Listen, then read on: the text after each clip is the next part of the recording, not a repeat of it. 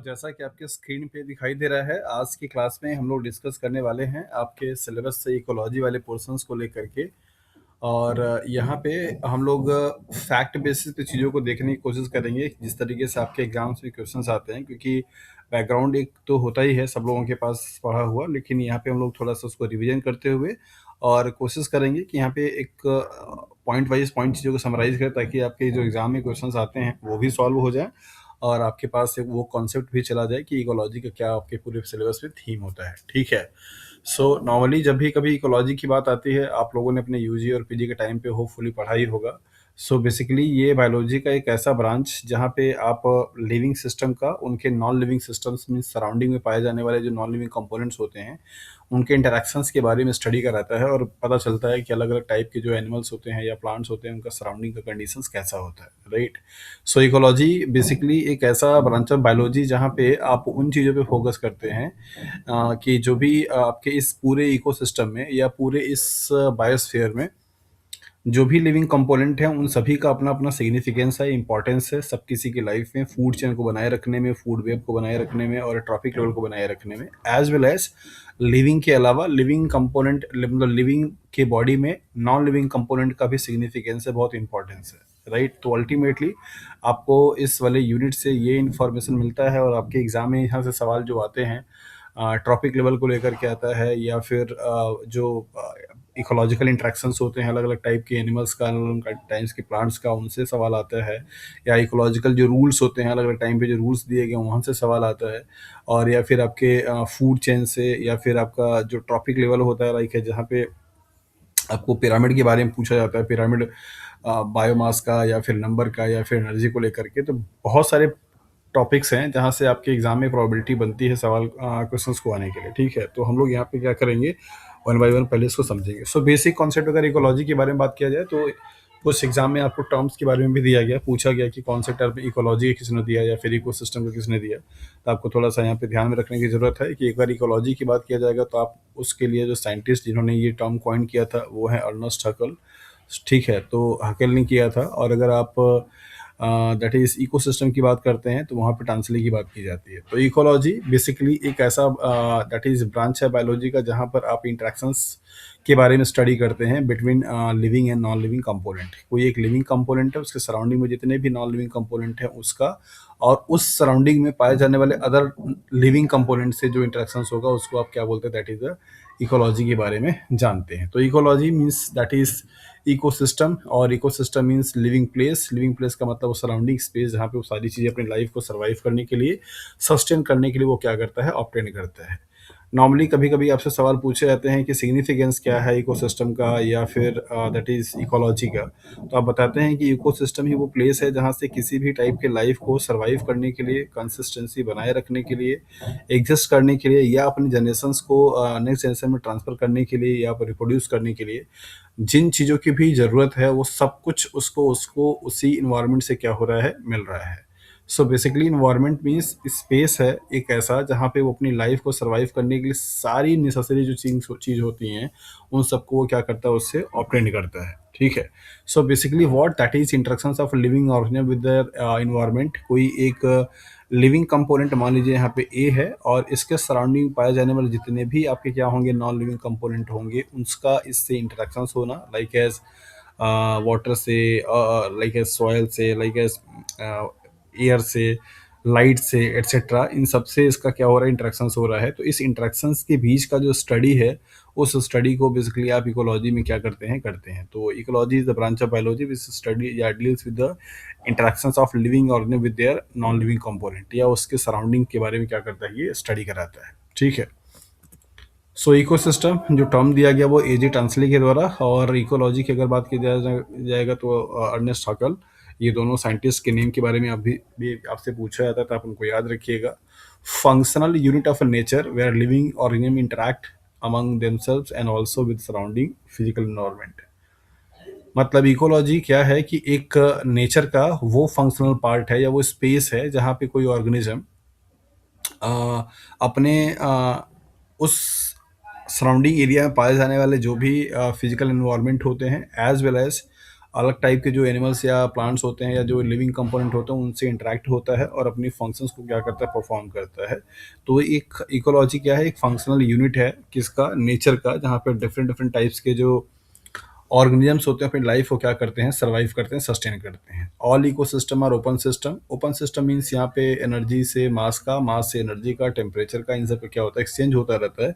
उसी इकोसिस्टम में जाकर के रिसाइकलिंग होती रहती है। दैट्स वाई आप बोल सकते हैं कि जितने भी इकोसिस्टम होते हैं वो सबके सब कैसे हैं, ओपन सिस्टम है। ये ओपन सिस्टम का टर्म फिजिक्स से लिया गया या फिजिकल केमिस्ट्री से लिया गया, जहाँ पर आपको पढ़ाया जाता है कि अगर किसी सिस्टम का सराउंडिंग के मीडिया से अगर टेम्परेचर का या फिर हीट का या फिर मास का ट्रांसफर अगर हो रहा होता है तो फिर आप उसको क्या बोलते हैं, ओपन सिस्टम के नाम से जानते हैं।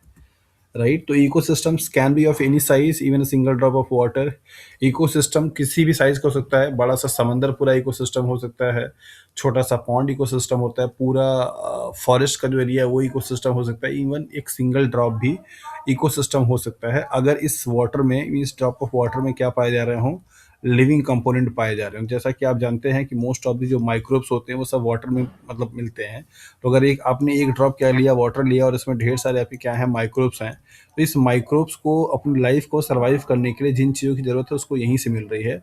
फॉर दैट माइक्रो ऑर्गेनिज्म ये वाटर ड्रॉप वुड भी क्या होगा, दैट इज द इकोसिस्टम होगा। तो इकोसिस्टम का सिंपल सा कंसेप्ट होता है कि पूरे इस, सपोज कीजिए ये पूरा आपका क्या है, अर्थ है, और इस पूरे अर्थ के उस स्पेस को जहाँ कहीं पे भी लिविंग पाए जाते हैं उनको आप बायोस्फीयर के नाम से जानते हैं। राइट। बायोस्फीयर क्या है, बड़ा टर्म होता है, जहाँ पर आप उसको डिफाइन कैसे करते हैं कि इस पूरे अर्थ पे वो सभी प्लेस, चाहे वो आपका क्या हो, वाटर हो, या तो फिर आपका वो क्या हो, लैंड हो, या तो फिर क्या हो आपका दैट इज एयर हो, कहीं पे भी जहाँ कहीं पे भी लाइफ के पाए जाने की पॉसिबिलिटीज हैं उन एरिया को बायोस्फीयर के नाम से जानते हैं। अब ये बायोस्फीयर टेक्निकली हो सकता है तीन तरीके का, लाइक एज एटमॉस्फेयर हो सकता है, ठीक है, दूसरा आपका क्या हो सकता है, लिथोस्फीयर हो सकता है, और तीसरा यहाँ पे क्या कहते हैं, हाइड्रोस्फीयर हो सकता है। एटमॉस्फेयर का मतलब कि अगर कोई यहाँ पे क्या होगा, दैट इज द एयर की बात अगर किया जाएगा, मीन्स एयर में रह रहा होगा कोई लिविंग ऑर्गेनिज्म तो उसको आप एटमॉस्फेयर बोलते हैं। अगर वो एरिया कैसा, दैट इज द लैंड है, मीन्स सॉलिड टेरेस्ट्रियल है, तो उसको आप लिथोस्फेयर बोलते हैं। अगर ये क्या है, दैट इज द वाटर है, तो आप क्या बोलते हैं, हाइड्रोस्फेयर बोलते हैं।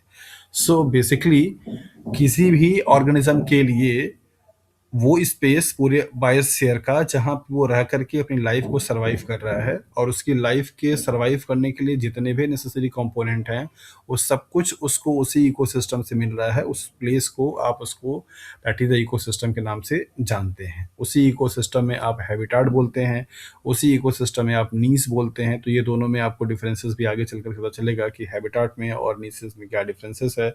इकोसिस्टम एक बड़ा टर्म होता है जो कि डिफाइन करता है एक डेफिनेट एरिया को या स्पेस को जहाँ पे कोई ऑर्गेनिज्म अपना लाइफ क्या करता है, सर्वाइव कर सकता है। तो biosphere, lithosphere, atmosphere and hydrosphere ये कुछ टर्म्स हैं जो कि आपको कभी कभी पूछ दिए जाते हैं कि सबसे बड़ा जो यूनिट होगा वो क्या होगा। ठीक है, तो बायोस्फीयर बिगेस्ट यूनिट है किसी भी लिविंग सिस्टम्स को रखने वाले प्लेस में, जहाँ पे आप बताते हैं कि वो सारा प्लेस जहाँ कहीं पे भी लिविंग सिस्टम के पाए जाने की पॉसिबिलिटी होती है उसको आप क्या बोलते हैं, दैट इज द बायोस्फीयर के नाम से जानते हैं। राइट। तो ecosystem can be of any size, बड़ा भी हो सकता है, छोटा भी हो सकता है, एवं सिंगल ड्रॉप ऑफ वाटर भी हो सकता है अगर उस वाटर में कोई लिविंग कंपोनेंट है तो। Ecosystem broadly classified into two category, ठीक है, based on the that is nature कि अगर वो किस तरीके का उनका कंडीशंस है। तो यहाँ पे टेरेस्ट्रियल है, दैट मीन्स लैंड पे पाए जाने वाले जितने भी पार्ट हैं उनको आप क्या बोल सकते हैं, terrestrial ecosystem, like as forest, grassland, desert etcetera. अलग अलग कैटेगरी के लैंड पे पाए जाने वाले इकोसिस्टम है जिनको फर्दर 3 कैटेगरी डिवाइड किया गया, forest ecosystem, grassland ecosystem and desert ecosystem. दूसरा है आपका एक्वाटिक इकोसिस्टम जो कि पानी में, मीन्स वाटर बॉडीज में लिविंग सिस्टम के पाए जाने के लिए जो इकोसिस्टम होगा उसको आप एक्वाटिक इकोसिस्टम के नाम से जानते हैं, like as ponds, lake, wetland, river, sewage ecosystem etcetera. तो अलग अलग तरीके का इनका क्लासिफिकेशन है और इन सभी में वाटर में पाए जाने वाले क्या होते हैं, दैट इज द ऑर्गेनिम्स के बारे में स्टडी किया जाता है। तो टेरेस्ट्रियल और एक्वाटिक जो है वो फिजिकल स्टेट के बेसिस पे किया गया। ऐसे ही सिमिलरली इकोसिस्टम को आप natural and anthropogenic means artificial की कैटेगरी में भी क्या करते हैं, डिवाइड करते हैं। नेचुरल इकोसिस्टम वो होते हैं जहाँ पे जो कि नेचुरली एग्जिस्ट करते हैं, उसमें कोई हमारा मैनिपुलेशन या इंटरफेरेंस नहीं होता है। उन इकोसिस्टम को आप नेचुरल इकोसिस्टम के नाम से जानते हैं। लाइक है जितना भी ये फॉरेस्ट है, डेजर्ट है, ग्रासलैंड है, पॉन्ड है, लेक है, ये सब क्या है आपके अगर ये खुद से बने हुए हैं तो इनको आप नेचुरल इकोसिस्टम के नाम से जानते हैं। लेकिन एंथ्रोपोजेनिक या फिर आर्टिफिशियल इकोसिस्टम क्या होगा? जितनी भी बिल्डिंग्स हैं या जितने भी हॉस्पिटल्स हैं, जितने भी स्कूल हैं, कॉलेजेस हैं, या फिर जितनी भी इंडस्ट्री है, या फिर आपके लाइक एक्वेरियम है, ये सब क्या होंगे? आपके एंथ्रोपोजेनिक इकोसिस्टम होंगे, या फिर मैन मेड इकोसिस्टम होंगे, या फिर आर्टिफिशियल इकोसिस्टम के नाम से जान सकते हैं। क्योंकि हॉस्पिटल में भी पाए जाने वाले जो लिविंग सेल मतलब लिविंग बीइंग्स हैं, उनका वो एक तरीके का सर्वाइव करने के लिए क्या कर रहा है? स्पेस दे रहा है। या स्कूल जो भी है वहाँ पे भी लाइफ क्या कर रही है? सर्वाइव कर रही है। इंडस्ट्री जो है वहाँ पे भी लाइफ सर्वाइव इंडस्ट्री कर रही है। तो जितने भी ऐसे man made that is system है और वहाँ पे लाइफ सस्टेन कर रहा है, लाइफ चल रही है, तो उनको आप बेसिकली एंथ्रोपोजेनिक या फिर बोल सकते हैं कि आर्टिफिशियल इकोसिस्टम के नाम से जानते हैं। तो ये इकोसिस्टम को क्लासिफाई करने के लिए कुछ बेसिस होते हैं। अगर फिजिकल स्टेट ऑफ जो पार्ट होता है उसके बेसिस पे करेंगे तो टेरेस्ट्रियल और एक्वेटिक, और अगर आप उनके किस तरीके से बने हुए उसके बेसिस पे करेंगे तो फिर आपको दैट इज द नेचुरल और आर्टिफिशियल या फिर एंथ्रोपोजेनिक। ठीक है। तो किसी भी इकोसिस्टम के कुछ कंपोनेंट होते हैं। अगर आप स्ट्रक्चर के बारे में बात करेंगे कि चाहे वो मैन मेड हो, चाहे वो टेरेस्ट्रियल हो, चाहे वो एक्वेटिक हो, चाहे वो नेचुरल हो, जितने भी ऑल काइंड्स ऑफ इकोसिस्टम जो भी हो सकते हैं, उन सबको का स्ट्रक्चर अगर आप देखेंगे तो बेसिकली सिमिलर होता है। मतलब इकोसिस्टम जो होते हैं वो दो कंपोनेंट से मिलकर के बने होते हैं, that is the biotic component and abiotic component. तो बायोटिक कंपोनेंट का मतलब क्या हो गया? यहाँ पे अगर आप देखेंगे तो इसको आप बोलते हैं लिविंग कंपोनेंट। मतलब इसमें आप सभी लिविंग बींग्स के बारे में बात करते हैं। अबायोटिक का मतलब होता है that is the non living component के बारे में। तो बात वही हो गई, डेफिनेशन से ही क्लियर हो जाता है कि लिविंग कंपोनेंट का as well as non living component का दोनों का जो इंटरेक्शंस होता है उनको आप क्या बोलते हैं? दैट इज द इकोसिस्टम बोलते हैं। तो इकोसिस्टम में पाए जाने वाले जो कंपोनेंट हैं उनको दो कंपोनेंट में डिवाइड किया गया। एक तो है आपका बायोटिक जिसको आप बोलते हैं लिविंग, दूसरा है अबायोटिक जिसको बोलते हैं नॉन लिविंग। तो लिविंग और नॉन लिविंग का एसोसिएशन होता है, या दो कंपोनेंट होते हैं जिसको मिलाकर कंप्लीटली क्या बनता है? इकोसिस्टम के बारे में बात होती है। अब अगर यहाँ पे इस biotic component means living component में बात किया जाए तो जो ऑर्गेनिजम्स होते हैं उनकी कई सारी कैटेगरी होती है। ठीक है। और उनके बेसिस पे क्या किया जाता है? उनको क्लासीफाई किया जाता है। तो उनको क्लासीफाई कैसे कैसे आप कर सकते हैं? नंबर पहला होता है प्रोड्यूसर, और नंबर दूसरा होता है दैट इज द कंज्यूमर। ठीक है। तो प्रोड्यूसर्स का मतलब इनके पास एबिलिटी है फूड को प्रोड्यूस करने के लिए, जिसमें कि अगर आप देखेंगे तो यहाँ पे दोनों कैटेगरी में आते हैं। मतलब आप इनको ऑटोट्रॉप्स के नाम से जानते हैं। किस नाम से? ऑटोट्रॉप के नाम से। ठीक है। इनके पास एबिलिटी होती है फूड को प्रिपेयर करने के लिए। कंज्यूमर्स को फर्दर डिवाइड किया जाता है like as primary consumers, secondary consumers and then tertiary consumers. इस तरीके से क्या किया जाता है?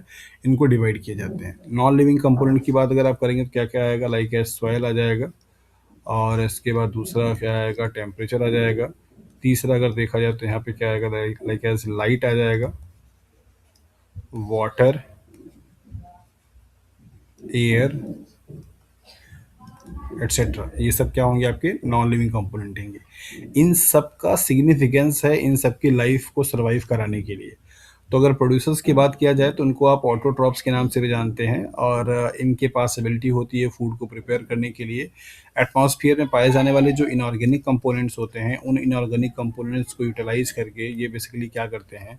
ऑर्गेनिक कंपोनेंट की सिंथेसिस करते हैं। तो इनऑर्गेनिक कंपोनेंट लाइक CO2 होता है, दूसरा आपका क्या है? H2O होता है। इन दोनों को रिएक्शन करा करके सनलाइट के प्रेजेंस में क्या बनाते हैं? ऑर्गेनिक कंपोनेंट्स बना लेते हैं। तो ऐसे ऑर्गेनिज्म जिनके पास ये खुद की एबिलिटी है कि वो फूड को प्रिपेयर कर सकते हैं, आप उनको प्रोड्यूसर्स के नाम से जानते हैं। ये सारी चीज़ें बेसिक क्लासेस में आप लोग पढ़ करके आए हैं। आई डोंट थिंक कि आप लोगों को यहाँ पे मुझे टाइम देने की ज़रूरत है। कंज्यूमर्स में आपके हेटरोट्रॉप्स हो जाते हैं। इन हेटरो कंज्यूमर्स को आप हेटरोट्रॉपिक बोलते हैं। और ये प्राइमरी जिसको कि आप हर्बीवोर्स, सेकेंडरी जिसको आप कॉर्निवोर्स, टर्सरी जिसको आप टॉप कॉर्निवोर्स के नाम से जाना जाता है। और इसके बाद तीसरी जो कैटेगरी होती है वो होता है डीकम्पोजर्स का। इनका बहुत बड़ा रोल होता है, और आप इनको नेचर क्लीनर के नाम से भी जानते हैं डीकम्पोजर्स को, जिसमें कि पूरा आपका क्या आते हैं? फंगस आते हैं, और इसके साथ साथ में बैक्टीरिया आता है। ठीक है। तो फंगस बैक्टीरिया आपके क्या है? नेचर के क्लीन करने वाले ऑर्गेनिज्म हैं। इनको आप डीकम्पोजर के नाम से जानते हैं। तो प्रोड्यूसर्स हो गया, हेटरोट्रॉप्स हो गए हैं, देन इसके बाद डीकम्पोजर्स हो गया। ये 3 कैटेगरी है आपके लिविंग सिस्टम का। और कंज्यूमर्स में फिर फर्दर क्लासिफिकेशन है, primary, secondary and tertiary. Producers को आप ऑटोट्रॉपिक के नाम से जानते हैं। इसके एग्जांपल में आप जितने भी ऑल ग्रीन प्लांट हैं उनको आप लिख सकते हैं, ग्रीन प्लांट। इसके साथ साथ में दूसरा आप कुछ लिख सकते हैं एनिमल्स में भी। कोई एनिमल्स बताइए जो करता हो फोटोसिंथेसिस। यूग्लिना। Very good. किसने किसने दिया आंसर? शिल्पी। ओके, तो ऑटोट्रॉपिक की कैटेगरी में अगर आप देखेंगे तो तीनों ही आपको रखना पड़ेगा। मींस प्लांट भी रखा जाता है, बैक्टीरिया भी रखा जाता है और एनिमल्स भी रखे जाते हैं। ठीक है, तो इसमें थोड़ा सा सावधानी बरतनी होगी आपको आंसर लगाने के टाइम पे कि ऑटोट्रॉप्स में कौन कौन आते हैं। ऐसा बिल्कुल भी नहीं है कि सिर्फ और सिर्फ आपके ग्रीन प्लांट, मतलब सिर्फ और सिर्फ आपके प्लांट ही आएंगे। उसमें एनिमल्स भी आते हैं और इसके साथ साथ में आपको वहाँ पे बैक्टीरिया भी देखने को मिलता है। इवन अगर आप देखेंगे तो जो इवोल्यूशन चैप्टर पढ़ करके आप आए हैं, सबसे फर्स्ट टाइम पे जो फोटोसिंथेटिक ऑर्गेनिज्म इवॉल्व हुआ था वो था आपका दैट इज साइनोबैक्टीरिया, जो कि एक प्रोकैरियोटिक सेल्स है। तो पहले तो प्रोकैरियोटिक सेल्स बनी थी, उस प्रोकैरियोटिक सेल्स में पहले एरोबिक बनना हुआ, फिर इसके बाद आके फोटोसिंथेटिक बनना हुआ। तो फर्स्ट फोटोसिंथेटिक ऑर्गेनिज्म जो कि इवॉल्व हुआ था दैट वाज द साइनोबैक्टीरिया, जिसको आप बीजीए, ब्लू ग्रीन एल्गी के नाम से जानते हैं। ये जो बीजीए जिसको कि आप ब्लू ग्रीन एल्गी बोलते हैं, इसका क्लासिफिकेशन आप अगर देखेंगे तो आपको मालूम चलेगा कहाँ पे रखा गया है। मतलब ये कोई एल्गी नहीं है, ये एक बैक्टीरिया है। और ये कैसा, that is the prokaryotic cells है। कई बार ये एग्जाम में सवाल पूछा गया कि BGA belongs to what, that is the algae से या फिर बैक्टीरिया से या फिर आर्किया से या फिर आपका दैट इज द फंगस से। ठीक है, तो आप यहाँ पे याद रखिए कि ये एक बैक्टीरिया है और वो जिसका नाम है साइनोबैक्टीरिया। मीन्स प्रोकैरियोटिक सेल से क्या करता है, ये बिलोंग करता है और कोई एल्गी नहीं है। और ये सबसे फर्स्ट फोटोसिंथेटिक करने वाला, फोटोसिंथेसिस करने वाला क्या है, ऑर्गेनिज्म के रूप में रिपोर्ट किया गया है। ठीक है, दूसरा यहाँ पे है एल्गी के बारे में, मीन्स सॉरी यूग्लिना के बारे में। यूग्लिना के पास मिक्स्ड टाइप की क्या होती है, न्यूट्रिशंस होती है। मोड ऑफ न्यूट्रिशन यूग्लिना कैसा होता है, मिक्स्ड टाइप का, क्योंकि उसके पास कंडीशन बेसिस पे होते हैं। डे टाइम पे वो उसके उसके जो पिगमेंट्स होते हैं उन पिगमेंट्स को यूज करके वो एज अ ऑटोट्रॉप यूज करता है, अपने आप को बिहेव करता है। जैसे ही सनसेट हो जाता है, मीन्स नाइट टाइम पे देखेंगे तो उसका बिहेवियर कैसा होता है, जस्ट लाइक ए हेटरोट्रॉप हो जाता है, राइट। तो एक ही ऑर्गेनिज्म दो तरीके का क्या करता है, बिहेवियर शो करता है on the basis of mode of nutrition, that is called mix nutrition. तो ये एक सवाल भी आते हैं कई बार कि मोड ऑफ न्यूट्रिशन यूग्लिना में कैसा होता है, तो आप बताते हैं कि मिक्स टाइप का होता है या फिर ऑटोट्रॉपिक होता है या फिर हेटरोट्रॉपिक होता है। तो मोस्टली गलतियां कहाँ पे जाती हैं, दिमाग में तो यही बना हुआ है कि जितने भी एनिमल्स होते हैं they all are the heterotrophic in nature. तो यूग्लिना भी चूंकि प्रोटोजोआ से बिलोंग करता है, वो भी एनिमल की क्लासिफिकेशन में आता है। तो आप मतलब मैक्सिमम लोग लगा के चले जाते हैं कि इसका नेचर कैसा होगा, हेटरोट्रॉपिक होगा। लेकिन अच्छा लगा जो आपने आंसर दिया कि इसका नेचर जो है वो ऑटोट्रॉपिक के साथ साथ में हेटरोट्रॉपिक भी होता है, मतलब दोनों होते हैं।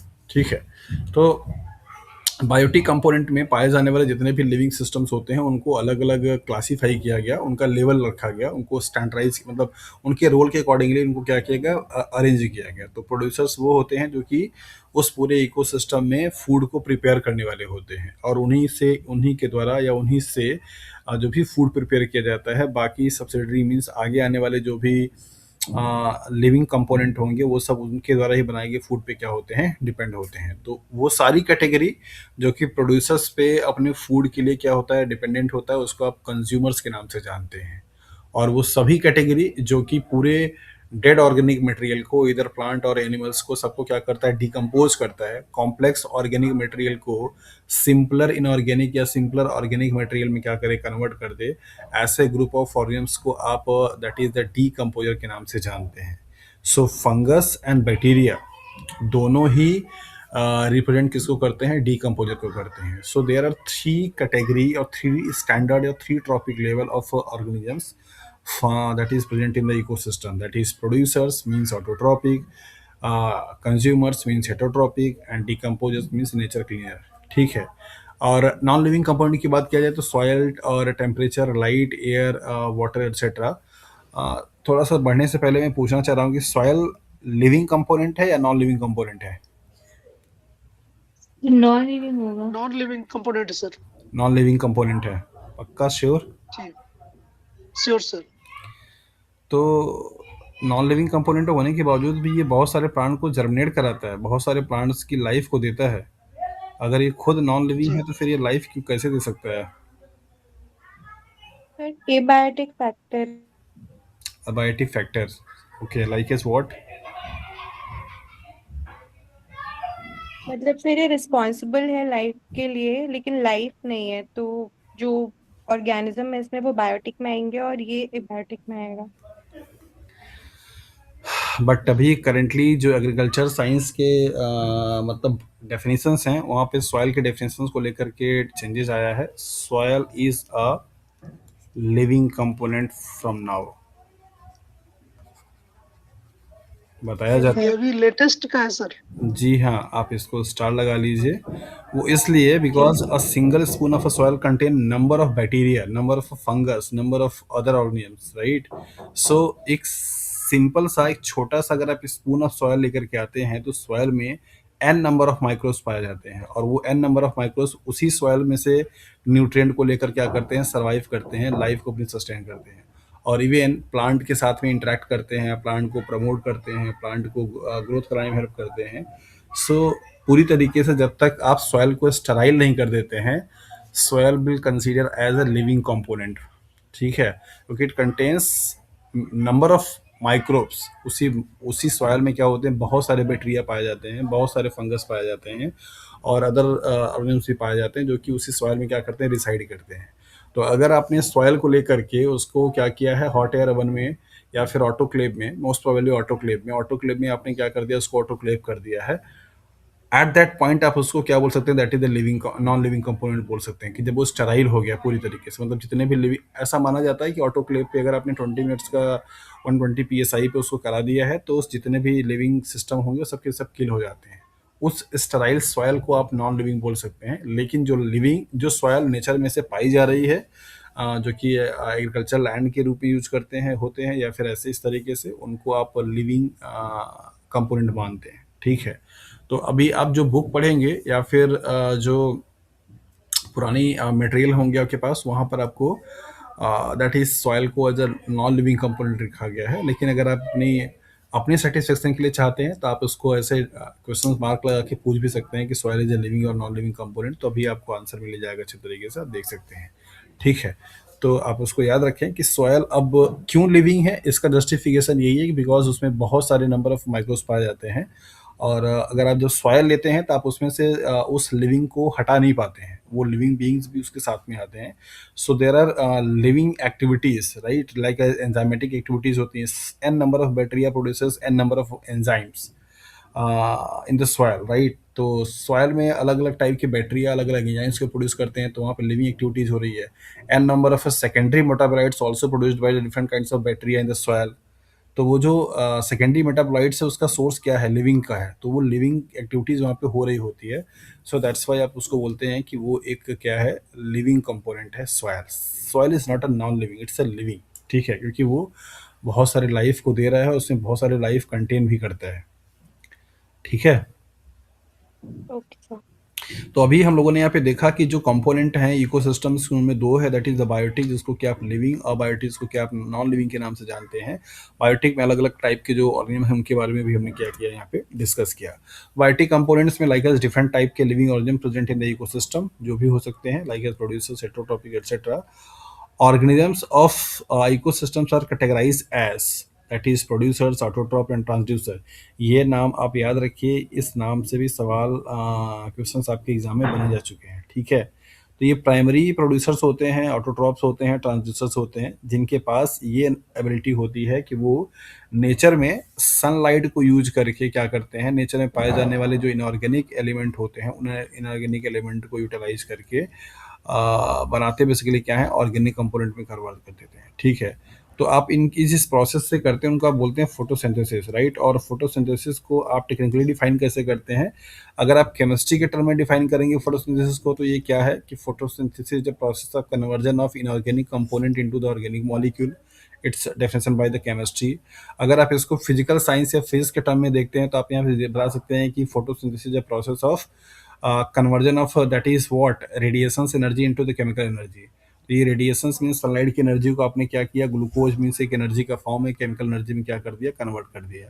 और अगर आप बायोलॉजिकल पॉइंट ऑफ व्यू से देखना चाहते हैं तो आप बताते हैं कि it's a process of food making by the living that is green plants या pigment containing organism in the presence of sunlight with the help of CO2 and H2O। तो ये 3 तरीके के डेफिनेशंस आप दे सकते हैं फोटोसिंथेसिस के रिगार्डिंग में। और फोटोसिंथेसिस वो प्रोसेस है जिससे कि प्रोड्यूसर्स, ऑटोट्रॉप्स या ट्रांसड्यूसर्स क्या करते हैं, फूड को प्रिपेयर करते हैं। एग्जांपल क्या क्या है, green plants, yellow green algae, brown red alga और algal protist, cyanobacteria, green and purple bacteria. तो ये इतने एग्जांपल यहाँ पे दे रखे हैं, इनमें से कोई भी आपको दे करके पूछ सकता है कि कौन सा ट्रांसड्यूसर्स है या ट्रांसड्यूसर की कैटेगरी से बिलोंग नहीं करता है। तो ये जितने भी पॉसिबल एग्जांपल थे मैंने आपको यहाँ पे लिख दिए हैं। मेरा आप लोगों से यही एक सजेशन है कि आप लोग एग्जाम्पल को ज़रूर याद रखिए। डेफिनेशंस नहीं पूछे जाते हैं आपके एग्ज़ाम में, आपके एग्ज़ाम में एग्जाम्पल पूछे जाते हैं कि कौन किसका क्या एग्जाम्पल है, और उनमें से आपको सही या गलत मीन्स फिल्टर आउट करने के लिए क्या किया है, दिया जाता है। तो सारे बच्चे जानते हैं प्रोड्यूसर्स क्या होते हैं, ऑटोट्रॉप्स क्या होते हैं, ट्रांसड्यूसर्स क्या होते हैं, एग्जाम्पल कौन है ये इंपॉर्टेंट है, राइट। तो green purple bacteria, cyanobacteria, algal protist, algal, brown red algae या ग्रीन येलो एल्गी एटसेट्रा, ये सब क्या है आपके, दैट इज द ऑटोट्रॉप होते हैं या ट्रांसड्यूसर्स के कैटेगरी में रखे जाते हैं। ठीक है, बाकी प्राइमरी, सेकेंडरी, टर्सरी कंज्यूमर्स को हम लोग थोड़ा आगे भी देख लेंगे जब आप पढ़ेंगे that is the topic level के बारे में। ऐसा उसमें कुछ टफ चीज़ नहीं है, सिंपली कंज्यूमर्स में कैटेगरी किया गया 3 कैटेगरी का। जो लोग प्लांट बेस्ड मटेरियल पे अपने प्लांट बेस्ड मटेरियल को क्या करते हैं, जो फूड के रूप में यूज़ करते हैं, उनको आप प्राइमरी कंज्यूमर्स या फिर हर्बीवोर्स के नाम से जानते हैं, लोअर क्लासेस में भी पढ़ करके आए हैं। ऐसे ऑर्गेनिज्म जो कि अपने फूड के लिए एनिमल पे क्या होते हैं, डिपेंड होते हैं, एनिमल बेस्ड फूड को क्या करते हैं, कंज्यूम करते हैं, उनको आप सेकेंडरी कंज्यूमर्स या कार्निवोर्स के नाम से जानते हैं। कार्निवोर्स के बाद आपका टॉप कार्निवोर्स आ जाते हैं, ठीक है, और वही आपके ट्रॉपिक लेवल बन जाते हैं अलग अलग। तो ये हम आपको थोड़ा आगे चल करके डिस्कस करेंगे जो कि ट्रॉपिक लेवल में पढ़ना है। आते हैं यहाँ पे कुछ लॉज हैं जो कि आपको इन्वायरमेंट के रिगार्डिंग में दिए गए हैं, इनसे भी सवाल में आता है। तो इन्वायरमेंट प्रोटेक्शन एक्ट जो कि 1986 में दिया गया, air protection and control of pollution act जो कि 1981 में दिया गया, water prevention and control of pollution act जो कि 1974 में दिया गया, ठीक है। वर्ल्ड अर्थ डे जो कि 20 अप्रैल को सेलिब्रेट किया जाता है, इंटरनेशनल एनवायरनमेंट डे जो कि 5 जून को सेलिब्रेट किया जाता है, वर्ल्ड बायोडाइवर्सिटी डे जो कि 20 मई को सेलिब्रेट किया जाता है, राइट। तो ये सारे जो कुछ फैक्ट बेसिस पे डेट हैं, इनको आप कहीं अपने उसमें कैलेंडर में मार्क कर लीजिए क्योंकि इनसे एक सवाल आता है, ठीक है। अब ज़रूरी नहीं है कि जो इन्फॉर्मेशन मैंने आपको दिया इसी में से कोई आएगा, इससे रिलेटेड अगर और भी कोई चीज़ जैसे लाइक हर साल का अर्थ डे सेलिब्रेट जो किया तो उसके थीम होते हैं। तो अभी आप लोग जाने वाले हैं एग्ज़ाम देने के लिए और लाइक अप्रैल में ही मनाया जाता है, ठीक है।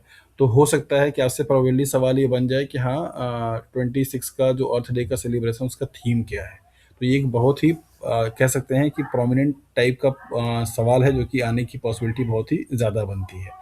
तो 20 अप्रैल को आपका डे सेलिब्रेट किया जाता है वर्ल्ड अर्थ डे, और हर साल के अर्थ डे का एक क्या होता है, थीम होता है। तो आप लोगों की रिस्पॉन्सिबिलिटी बन जाती है उस जीएस वाले पोर्शन के लिए जो कि 30 नंबर का आएगा, उसमें आप देखें कि 2025 का और 2026 का दोनों साल का अर्थ डे का जो थीम है वो क्या है, ठीक है। ये आपके लिए जिम्मेदारी है। तो अर्थ डे कब मनाया जाता है ये देख लिया आपने। ये इंटरनेशनल इन्वायरमेंट जो डे मनाया जाता है इसका भी थीम होता है, हर बार का थीम होता है। तो 2025 और 2026 दोनों के इसके जो थीम है उनको बारे में भी आप याद रखिए। ये सवाल आपको जीएस वाले सेक्शन में आएगा, वहाँ से आप कर पाएंगे, ठीक है। तो वर्ल्ड बायोडाइवर्सिटी जो है वो 22 मई को है। तो आप इस तरीके से देखिए, अप्रैल है, मई है, फिर जून है सेलिब्रेशन के लिए। और ये जो 3 से 4 आपके यहाँ पे एक्ट हैं इनको भी मैंने यहाँ पे क्या किया, समराइज कर दिया है। तो आप इस तरीके से देख सकते हैं। टेरर ऑफ बंगाल के नाम से कई बारी पीजीटी के एग्जाम में सवाल पूछा गया कि किसको आप टेरर ऑफ बंगाल के नाम से जानते हैं। तो यहाँ पे मैंने इनका साइंटिफिक नेम और कॉमन नेम दोनों ही इसको हम लिख दिए हैं, आप इनको समझ के याद कर लीजिए। बायोमैग्निफिकेशन क्या कॉन्सेप्ट क्या होता है, सिंपली किसी भी टॉक्सिक एलिमेंट का या टॉक्सिक कंपोनेंट का इकोसिस्टम में पाए जाने वाले अलग अलग जो ट्रॉपिक लेवल होते हैं, लाइक अगर यहाँ पे हम लोग पिरामिड की बात करें तो इस पिरामिड में आपको हर एक लेवल पे क्या दिखाई देगा, ट्रॉपिक लेवल दिखाई। जैसे प्रोड्यूसर्स मान लीजिए यहाँ पे नीचे में है, फिर प्राइमरी आपके कंज्यूमर्स, फिर सेकेंडरी कंज्यूमर्स, फिर टर्सरी कंज्यूमर्स। तो मान लीजिए यहाँ पे मैंने लिख दिया पी मीन्स प्रोड्यूसर्स, ये है आपका प्राइमरी कंज्यूमर्स, ये है आपका सेकेंडरी कंज्यूमर्स, ये है आपका टर्सरी कंज्यूमर्स। ठीक है, हर एक कैटेगरी को एक ट्रॉपिक लेवल के नाम से जाना जाता है। जैसे मान लीजिए ये फर्स्ट ट्रॉपिक लेवल हो गया, ये क्या हो गया आपका सेकंड ट्रॉपिक लेवल हो गया, ये क्या हो गया आपका थर्ड ट्रॉपिक लेवल हो गया, और ये क्या हो गया that is the fourth trophic level हो गया। तो किसी भी इकोसिस्टम में पाए जाने वाले डिफरेंट डिफरेंट कैटेगरी के या ट्रॉपिक लेवल के जो ऑर्गेनिजम्स होते हैं, उन सभी में ग्रेजुअली, मतलब किसी, सपोज कीजिए कि प्रोड्यूसर्स की बॉडी में या प्रोड्यूसर्स का जो सेल्स है, उसके सेल्स में कोई एक टॉक्सिक एलिमेंट, मान लीजिए यहाँ पे ए आ जाता है। ठीक है, ये इसका यहाँ पे क्या है कंसर्न, मतलब अमाउंट है। तो इसी टॉक्सिक कंपोनेंट का ग्रेजुअली इंक्रीमेंट होना, जैसे जैसे ये फूड चेन में या ट्रॉपिक लेवल में क्या हो रही है, इंक्रीमेंट हो रही है, राइट, सक्सेसिव ट्रॉपिक लेवल में। मतलब इसका कंसंट्रेशन यहाँ पे कम हो, चूंकि इसको पूरा कंज्यूम कौन करेगा, प्राइमरी वाला, इसकी बॉडी में थोड़ा इससे ज़्यादा हो, इसको कंज्यूम कौन करेगा, सेकेंडरी वाला, इसकी बॉडी में थोड़ा और ज़्यादा हो, इसको कंज्यूम कौन करेगा, थर्ड वाला, इसकी बॉडी में थोड़ा और ज़्यादा हो। तो जैसे जैसे सक्सेसिव ट्रॉपिक लेवल में आप क्या करेंगे, मूव करते जाएंगे, वैसे वैसे उसका कंसंट्रेशन क्या हो आपका, बढ़ता जाए। इसी प्रोसेस को आप बायोमैग्निफिकेशंस के नाम से जानते हैं। तो increase in concentration of a toxicant at successive trophic level, किसी भी फूड चेन में पाए जाने वाले जो अलग अलग आपके ट्रॉपिक लेवल होते हैं, उन ट्रॉपिक लेवल के सक्सेसिव ऑर्डर में, means primary, first, second, third and इस तरीके से कंसंट्रेशन, मतलब ट्रॉपिक लेवल आपका बढ़ता जाए। और उस अलग अलग ट्रॉपिक लेवल में जो को जोड़ना चाह रहा है क्या यार, इतना लेट से आप लोग क्यों जोड़ते हो।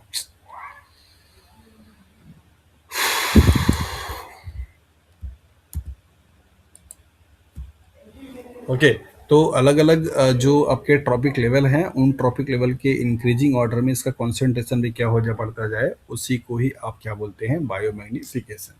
सो मूल कॉन्सेप्ट क्या है, क्यों आपको ये लाइन यहाँ पे रखी गई है, उसके पीछे का रीजन ये है। पूछा जाता है कि बायोमैग्निफिकेशन की प्रोसेस में सबसे हाईएस्ट कॉन्सेंट्रेशन किसी केमिकल का किस ट्रॉपिक लेवल पे आपको देखने को मिलेगा। तो आप ये जानते रहिए कि लोएस्ट कॉन्सेंट्रेशन कहाँ पे होगा, फर्स्ट वाले पे, हाईएस्ट कहाँ पे होगा आपका, दैट इज द फोर्थ वाले पे। अब सपोज इसका फॉर्मेट आपको इस तरीके से दे दिया जाए कि मान लीजिए कोई प्रोड्यूसर्स का नाम दे दे, कोई कंज्यूमर्स का नाम दे दे, कोई टॉप इस तरीके से दे दे। तो आपको ये ध्यान में रखना होगा कि फूड चेन में किसका क्या पोजीशन होता है। लाइक जैसे सपोज अगर आपको यहाँ पे ग्रीन प्लांट दे दिया जाए, गोट दे दिया जाए, फिर इसके बाद फिशेज दे दिए जाएँ इस तरीके से, तो आपसे पूछा जाएगा कि हाँ बायोवेरिफिकेशन के प्रोसेस के थ्रू सबसे हाईएस्ट कंसंट्रेशन कहाँ पे देखने को मिलेगा। तो उस फूड चेन में जो भी ऑर्गेनिज्म सबसे टॉप पर होगा, मीन्स फोर्थ ट्रॉपिक लेवल पे होगा, उसका कंसंट्रेशन, उसकी बॉडी में उस टॉक्सिकेंट का कंसंट्रेशन सबसे क्या होगा, हाईएस्ट होगा। This is called biomagnification. तो बायोमैग्निफिकेशन एक प्रोसेस है जिस प्रोसेस के थ्रू लिविंग सिस्टम में किसी एक केमिकल एंटाइटीज का, जो कि एक टॉक्सिकेंट है, मीन्स टॉक्सिक केमिकल है, उसका कॉन्सेंट्रेशन सक्सेसिवली क्या हो रहा है, बढ़ रहा है, एज ऑन जैसे हम लोग मूव करेंगे एक टॉपिक लेवल से नेक्स्ट टॉपिक लेवल पे। ठीक है, इस फेनोमेना को आप बायोमैग्निफिकेशन के नाम से जानते हैं। यूट्रोफिकेशन एक, ये भी एक बायोलॉजिकल मीन्स इकोसिस्टम में होने वाला प्रोसेस है, जो कि बताता है कि अगर किसी भी वाटर बॉडीज में किसी केमिकल का या किसी केमिकल फर्टिलाइजर का कंसंट्रेशन क्या हो जाए, इंक्रीज होता जाए, तो उसको आप क्या बोलते हैं, दैट इज यूट्रोफिकेशन के नाम से जानते हैं। ठीक है, इसके पीछे का लॉजिक क्या होता है, कारण क्या होता है। लाइक सपोज कीजिए कि यहाँ पे आपका क्या है, पॉन्ड है, यहाँ पे मान लीजिए आपका एग्रीकल्चर ये पूरा लैंड है। ठीक है, एग्रीकल्चर लैंड में क्या होता है, हर साल केमिकल फर्टिलाइजर अप्लाई किए जाते हैं, राइट। प्रेसिपिटेशन हुआ मीन्स बारिश हुई, पानी क्या हो गया, फ्लड हुआ, बहता हुआ कहाँ पे गया, दैट इज द पॉन्ड में चला गया। तो इस एग्रीकल्चर लैंड में जो भी केमिकल फर्टिलाइजर यूटिलाइज किए गए थे, उनका कुछ जो रेसिडुअल पार्ट होगा वो क्या करता है, वाटर के साथ में ट्रेवल करता है।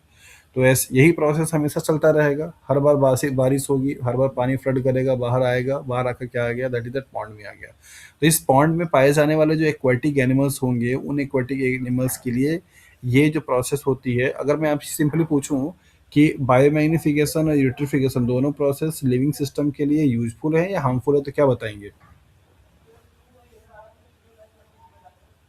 हार्मफुल है सर। दोनों ही प्रोसेस फिर यूट्रोफिकेशन मतलब वो यूट्रोफिकेशन हार्मफुल है सर, मैग्निफिकेशन उसके लिए बेनिफिशियल रहेगा सर। अच्छा, फिर ओके। बायोमैग्निफिकेशन हार्मफुल होगा, और यूट्रोफिकेशन मतलब उसमें से वो एल्गल मतलब एल्गी के लिए तो अच्छा होता है, उसमें एल्गल ब्लूम हम पढ़ते हैं। ओके। और बायोमैग्निफिकेशन तो सर हार्मफुल ही होगा। सर फोटोसिंथेसिस के पर्पज से देखें तो यूट्रोफिकेशन हेल्पफुल हो सकता है, लेकिन हाँ हाँ, बोलिए बोलिए, मैं सुन रहा हूँ। नेटवर्क मतलब डिस्टर्ब हो रहा है क्या? आवाज। सर मेरे पीछे से वॉइस बहुत आ रही है कि मैं बोल नहीं पा रही हूँ। अच्छा, ओके। मुझे लगा कि मैं सुन नहीं पा रहा हूँ आपकी आवाज को। और Eutrophication, I can say, so eutrophication can be rectify or can I can say कि बायोरेमिडिएशन से आप उसको हटा सकते हैं किस तरह से। मतलब आपका जो एल्गल ग्रूम होगा यस। तो वो उसको एब्जॉर्ब कर लेगा केमिकल को। प्लांट्स में जो ऐसे प्लांट्स हैं जो वीड्स हैं वो उन्हें अब्जॉर्ब कर लेंगे, तो वाटर बॉडी से वो अब्जॉर्ब हो जाएगा। लेकिन बायोमेग्नेशन ऑलवेज हार्मफुल होगा। जिस एनिमल में जाएगा वो बढ़ता जाएगा, हर सक्सेशन लेवल पे हर ऑर्गेनिज्म में उसकी कंसंट्रेशन बढ़ेगी। ओके, मतलब कि जिसके यूट्रोफिकेशन मे और मे नॉट बी राइट। हाँ, यस, यस। मे और मे नॉट बी। वो डिपेंड करेगा कि किसके रेफरेंस से बात किया जा रहा है ना। जैसे फॉर यस सर। एग्जांपल, अगर हम लोग यहाँ पे इसी वाटर बॉडीज में लाइक यहाँ पे फिशेस हैं, इनके बारे में बात किया जाए, और यहाँ पे एल्गी है, इनके बारे में बात किया जाए, तो अगर ये जो प्रोसेस है इन दोनों के रेफरेंस वगैरह बात करेंगे तो क्या होगा? सर एल्गी के लिए तो अच्छा होगा, बट फिशेस के लिए नहीं अच्छा होगा। चलिए, एल्गी के लिए पॉजिटिव है, कैसे? सर वो मतलब फोटोसिंथेसिस करके मतलब उसके प्रोडक्शन बढ़ जाएंगे ना मतलब, नहीं और फिशेस के नहीं, लिए हार्मफुल होगा। यूट्रिफिकेशन हाँ में, यूट्रिफिकेशन की प्रोसेस ये वाटर बॉडीज में हाँ हो रही है। इस वाटर बॉडीज में दो टाइप के जी। ऑर्गेनिज्म है, एक है एल्गी, एक है फिशेस, ठीक है। तो आपने जैसे बताया कि एल्गी के लिए ये पॉजिटिव होगा, कैसे?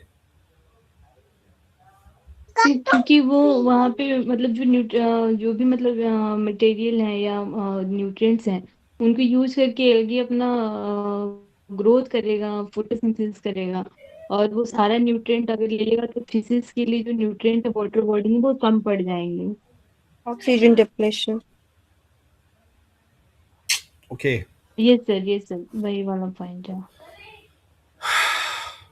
ओके, तो मतलब कि एल्गी के लिए फायदा है, फिशेस के लिए कम। अगर एल्गी यूज ना करे तो फिशेस के लिए क्या होगा?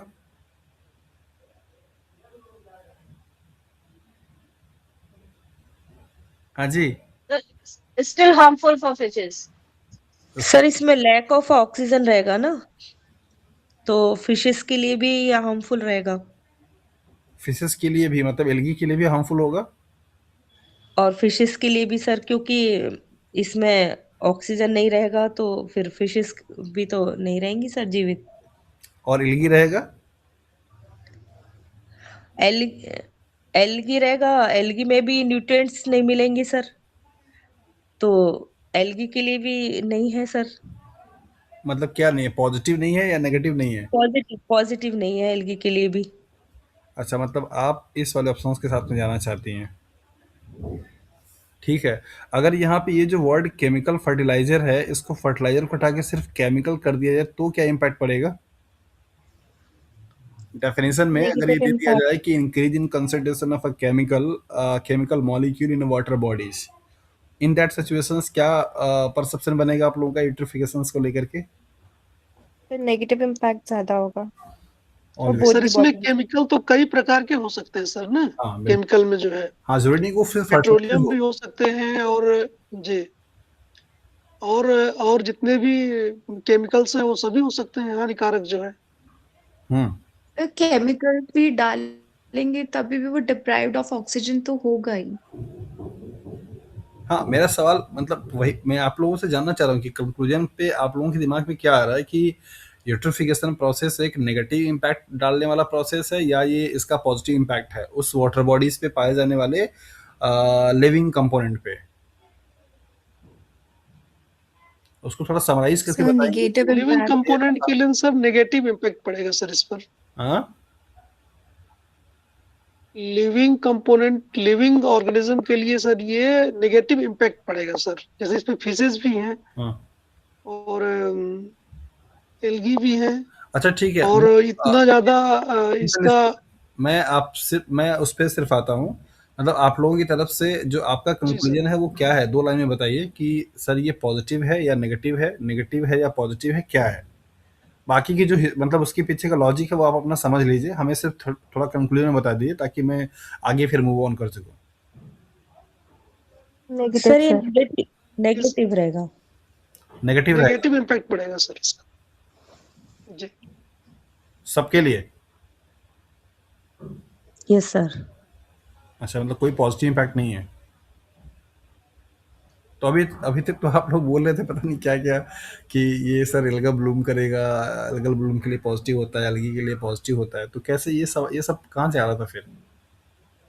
आप वो बोलिए जो आप जानते हैं, ठीक है, मेरे हिसाब से मत मतलब वो करिए कि हाँ ऐसा पढ़ रहे हैं हम लोग यहाँ पे तो नेगेटिव नेगेटिव होगा। आपके माइंड में जो चीज़ है उसको आप बताइए ताकि वो चीज़ें क्लियर हो सकें, क्योंकि जो आपके दिमाग में बैठा होगा आप लास्ट में एग्जाम में वही करेंगे।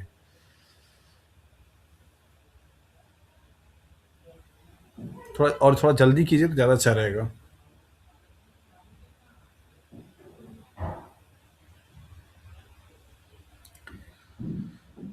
अरे इतना टाइम क्यों?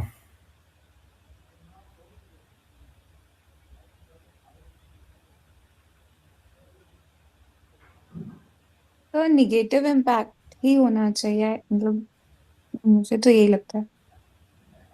अच्छा, तो अभी तक ये पॉजिटिव वाला साइन कौन दे रहा था, मतलब मैं जो लगाया हुआ हूँ? सर वो फर्टिलाइजर की वजह से वो मतलब पॉजिटिव इम्पैक्ट था, क्योंकि मतलब केमिकल फर्टिलाइजर में वो और एलगी प्लांट का मतलब ऐसे कॉम्बिनेशन मिल रहा था। अच्छा, अदरवाइज कोई पॉजिटिव इम्पैक्ट नहीं है। अब अभी तो यही दिमाग में आ रहा है। चलिए कोई नहीं, थोड़ा सा इसको यहाँ पे वाइंड अप करते हैं, नहीं तो अननेसेसरी का टाइम खींच जाएगा। देखिए सब चीज़ का अपना एक लेवल होता है, ठीक है, मतलब ये जो यहाँ पे केमिकल फर्टिलाइजर या केमिकल की बात की जाती है, मतलब प्रेसिपिटेशंस के थ्रू जो आपके ऐसे एग्रीकल्चर लैंड होते हैं इनमें यहाँ पे पानी का बारिश आता है और इससे ये जो रन ऑफ होता है तो ये जाकर के एक्यूमुलेट होता है, ठीक है। तो किसी भी कोई भी केमिकल होगा, ज़्यादातर आप क्या करते हैं फर्टिलाइजर के रूप में यूज़ करते हैं, पेस्टिसाइड यूज़ करते हैं। तो पेस्टिसाइड भी पूरी तरीके से प्लांट क्या करता है, एब्जॉर्ब नहीं करता, वो भी आपके सॉयल में वाटर थ्रू होकर के रन ऑफ होते हैं। केमिकल्स भी जो आप देते हैं उसका 80% मतलब 80 to 90% वो क्या होता है, विदाउट यूज़ किए ही बाहर चला जाता है या फिर वहाँ पे फिक्स हो जाता है। तो वो दोनों तरीके के आ सकते हैं, ठीक है। तो यहाँ पे अगर आप देखेंगे नॉर्मली जिस ये डेफिनेशन जो लिख रखा है केमिकल फर्टिलाइजर का, तो एक सर्टेन लिमिट तक तो क्या करेगा, उस सब वाटर बॉडीज में पाए जाने वाले जो प्लैंक्टॉन्स होते हैं, मतलब छोटे छोटे जो प्लांट्स होते हैं, वो क्या करेंगे उसको एज ए न्यूट्रिएंट के रूप में यूटिलाइज करते हैं, ठीक है। लेकिन उसका कॉन्सेंट्रेशन जब बहुत ज़्यादा एक लिमिट से ज़्यादा बढ़ना शुरू हो जाता है तो वहाँ पे सीओडी केमिकल ऑक्सीजन डिमांड जो होती है उसकी वैल्यू घटना मतलब बढ़ना शुरू हो जाती है, जिससे ये दिखाता है कि उस वाटर बॉडीज़ में जो भी रिस्पायर करने के लिए ऑक्सीजन का परसेंटेज था धीरे धीरे क्या हो रहा है, डिक्रीज हो रहा है। तो लाइक है जैसे फिशेस होती हैं, अगर उनको सेचुरेशन ऑक्सीजन का जल्दी मिल जाएगा, मतलब उनको ऑक्सीजन मिल नहीं पा रहा है तो वो सफ़र करना शुरू कर देती हैं, फिर अल्टीमेटली क्या करती हैं, वो डेथ करना शुरू कर देती हैं। तो इनिशियली जब ये रन ऑफ होकर के न्यूट्रिएंट क्या करते हैं वहाँ पे जाते हैं, तो कुछ प्लांट्स के लिए या प्लांटॉन्स से बिलोंग करने वाले जो कैटेगरी है उनके लिए इनिशियली सम पॉइंट पे वो क्या कर सकता है, मे बी पॉजिटिव हो सकता है, क्योंकि वो एक न्यूट्रिएंट का सोर्स होगा और वाटर में पाए जाने वाले वो जो फाइटोप्लैंक्टॉन्स होते हैं उस न्यूट्रिएंट को एब्जॉर्ब करके अपनी ग्रोथ को क्या कर सकते हैं, बढ़ा सकते हैं। लेकिन एक सर्टेन लिमिट के बाद, जिसको आप थ्रेशोल्ड बोलते हैं, उसके बाद क्या होगा कि उस केमिकल के बढ़ जाने की वजह से जैसे बीओडी बढ़ जाती है वैसे सीओडी भी बढ़ जाता है। तो होता क्या है कि सीओडी का बढ़ने का मतलब हो गया कि वहाँ पे उतने ही मॉलिक्यूल्स को ऑक्सीडाइज करने के लिए अब ऑक्सीजन की रिक्वायरमेंट क्या हो रही है, ज़्यादा हो रही है। तो ऑक्सीजन वहाँ पे रहा नहीं, तो ऑक्सीजन जब नहीं होगा तो जितने भी एक्वाटिक सिस्टम में पाए जाने वाले जो लिविंग सिस्टम होंगे, लाइक एज जो भी एनिमल्स हैं जो रेस्पायर कर रहे होते हैं, उनको उतना सेचुरेशन पॉइंट नहीं मिल पाता, उतने परसेंटेज में ऑक्सीजन नहीं मिल पाते हैं, दैट्स वाई वो क्या करते हैं, सफ़र करना शुरू कर देते हैं। इसलिए हम हमेशा, तो मतलब मेजॉरिटी में होता क्या है, जैसे जो भी एस्टिमेशन किए जाते हैं, जो भी इफेक्ट देखा जाता है वो कहाँ पे देखा जाता है, जब वो ऐसे विजुअली दिखाई देना शुरू करता है या फिर बहुत ज़्यादा स्केल पे हो जाता है। तो स्केल बड़ा तब होता है जब हम लोग लेट से देखते हैं। इसलिए हमेशा यूट्रिफिकेशंस को नेगेटिव एस्पेक्ट में ही देखा जाता है। जब आप पढ़ते हैं कि केमिकल फर्टिलाइजर का बहुत ज़्यादा अगर आप एप्लीकेशंस करते हैं तो इट कॉजेस यूट्रिफिकेशन, बिकॉज यहाँ पे आप देखते हैं कि इससे उस केमिकल के जाने से उस वाटर बॉडीज़ का ऑक्सीजन का परसेंटेज कम हो जाता है, और उससे रिस्पायर करने के लिए जो ऑक्सीजन चाहिए होती है वो मिल नहीं पाता, तो वो सारे एक्वेटिक बॉडीज़ में पाए जाने वाले कर्टिक एनिमल्स क्या करते हैं, सफ़र करना शुरू कर देते हैं। तो मेजॉरिटी जो है वो क्या है, उसका नेगेटिव इम्पैक्ट है एट इनिशियल पॉइंट पे, जहाँ पे उसका ऑक्सीजन को हैम्पर नहीं कर रहा है, मतलब जितना डिजॉल्व ऑक्सीजन है उस वाटर में, उस ऑक्सीजन के परसेंटेज को उस लेवल तक हैम्पर नहीं कर रहा है कि उस वाटर बॉडी में पाए जाने वाले जो ऑर्गेनिज्म है उनको रिस्पायर करने में प्रॉब्लम ना हो। एट दैट पॉइंट तक वो क्या कर सकता है, may be as a source of nutrient काम कर सकता है, जिसको कि प्लांट्स एब्जॉर्ब करके अपनी ग्रोथ को बढ़ा सकते हैं। ठीक है, तो कॉन्सिक्वेंसेस क्या है, मीन्स रिजल्ट क्या है, ये मतलब मेजॉरिटी में क्या है, एक नेगेटिव एस्पेक्ट्स है, इकोलॉजी में या इकोसिस्टम में पाया जाने वाला एक नेगेटिव फिनोमेना होता है। एट सर्टेन पॉइंट तक ये पॉजिटिव भी हो सकता है। ठीक है,